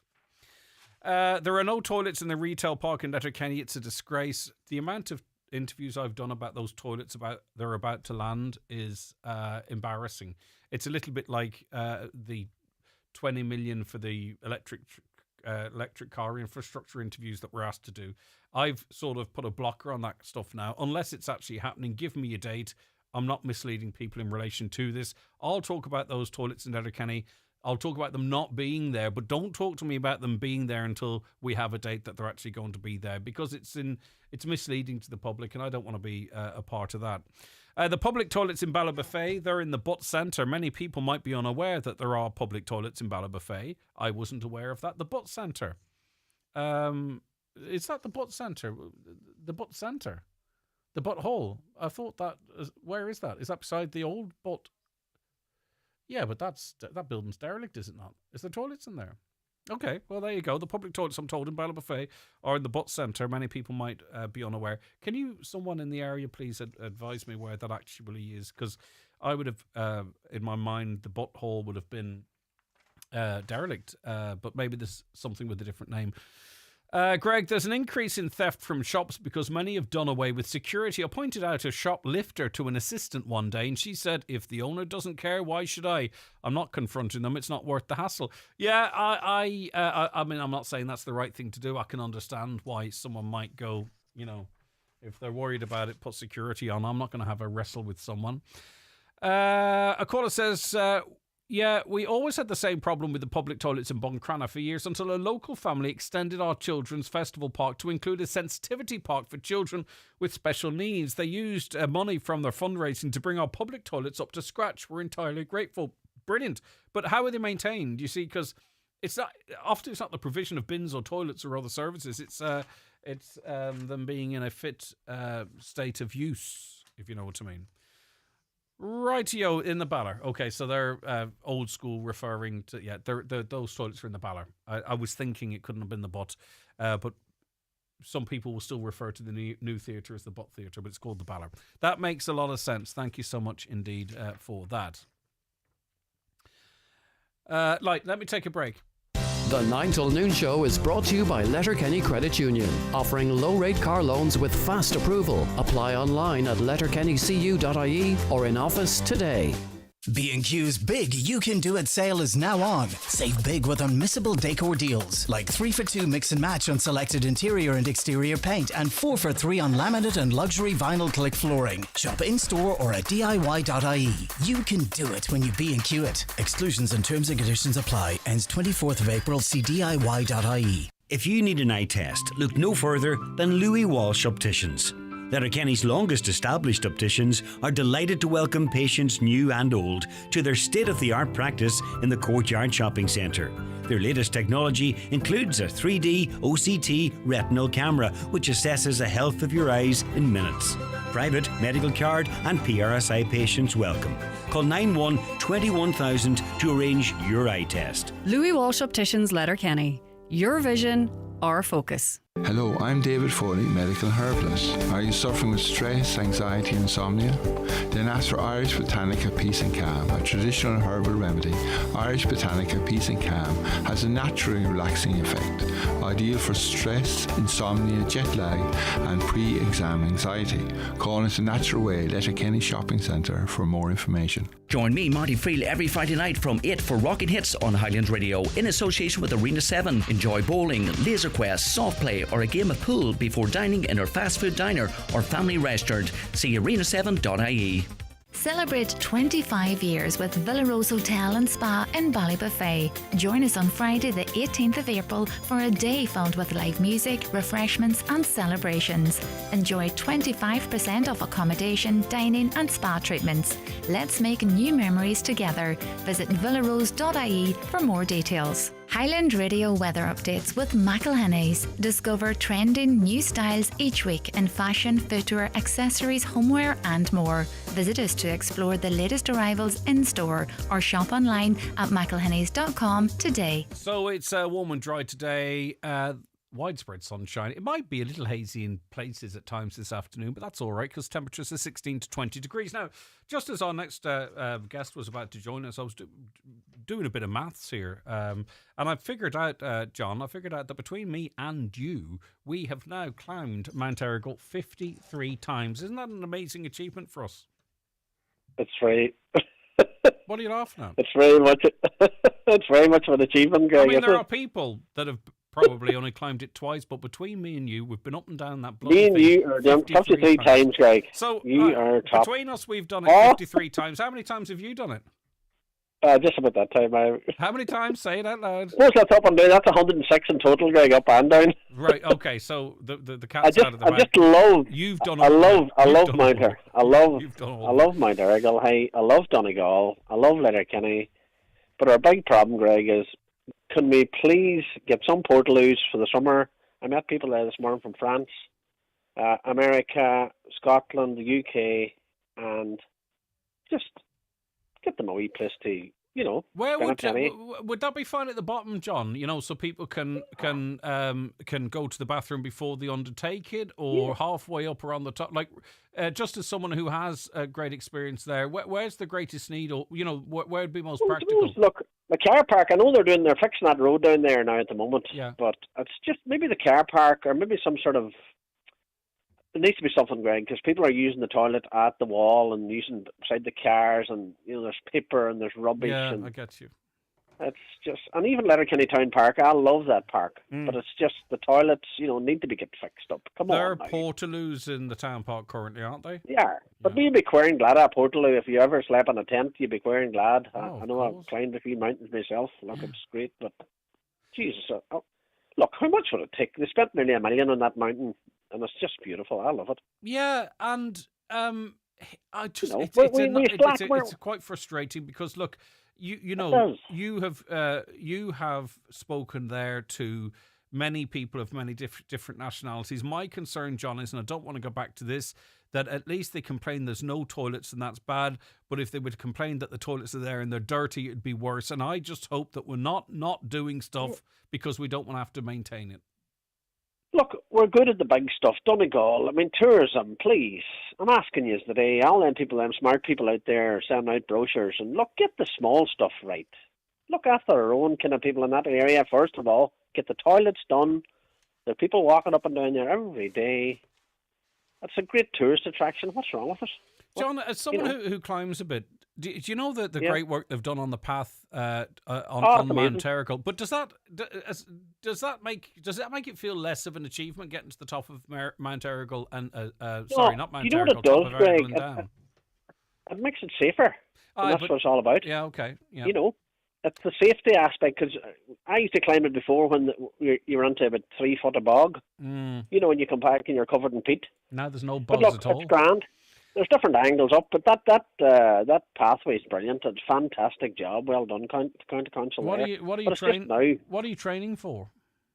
I'm hoping to do Everest to base camp next year for the Cancer Care West. That's the plan, anyway. Okay. Hopefully. Brilliant stuff. So we'll talk about that another day. Yeah, for sure. And is it just building up? Sorry, I'll get back to the toilets in a sec. Is it just building up stamina and all? Is that the benefit of Errigal for you? It's consistency. I've been training a long time, Greg. I've done the karate for many years, and it's good for the legs and it's good for the body when you get over the 60 bracket, and it's good for people to be out and about. There's so many people doing so much, And, but not to detract from your point, John. As you say, we'll talk about Everest in the future. We get the big things right. Let's get the little things right. Well, look. I think we have an amazing town, and I know there's roads coming up, and we need the bridge over the Swilly and all this going to carry on. It's going to happen. Yes, our town's amazing. I love Letterkenny. I love Donegal. I love Mount Errigal. But come here, get a look at Portaloos on. I mean, there's people there from America, California. I mean, Los Angeles. I mean, France. They can't go to the toilet. They're throwing paper. I mean, it's just, I don't know. It's a no-brainer. Yeah, I talked to a few people about it, but come here. All right, then. You're the main man, Greg. Yeah, I'll get it sorted. Don't worry about that. Thank you very much, Greg. I'll have a toilet there by the time you get back down. And well done in your 35 years. I left up a wee card. Fair play to you. You're bloody amazing. Well, it's not us, John. It's people listening. I mean, there's no station. Oh yeah, but you have the team. You have a great team there. You have a great team. And come on, credit for credit's due. Exactly. Well, yeah, especially John. If you asked me 10 years ago where like radio would have been with all the advances, between streaming services and all this kind of stuff, I would have thought it would have been dead. Yeah, our figures are. Highland has a lovely local. They have a lovely local link. They're part of the community.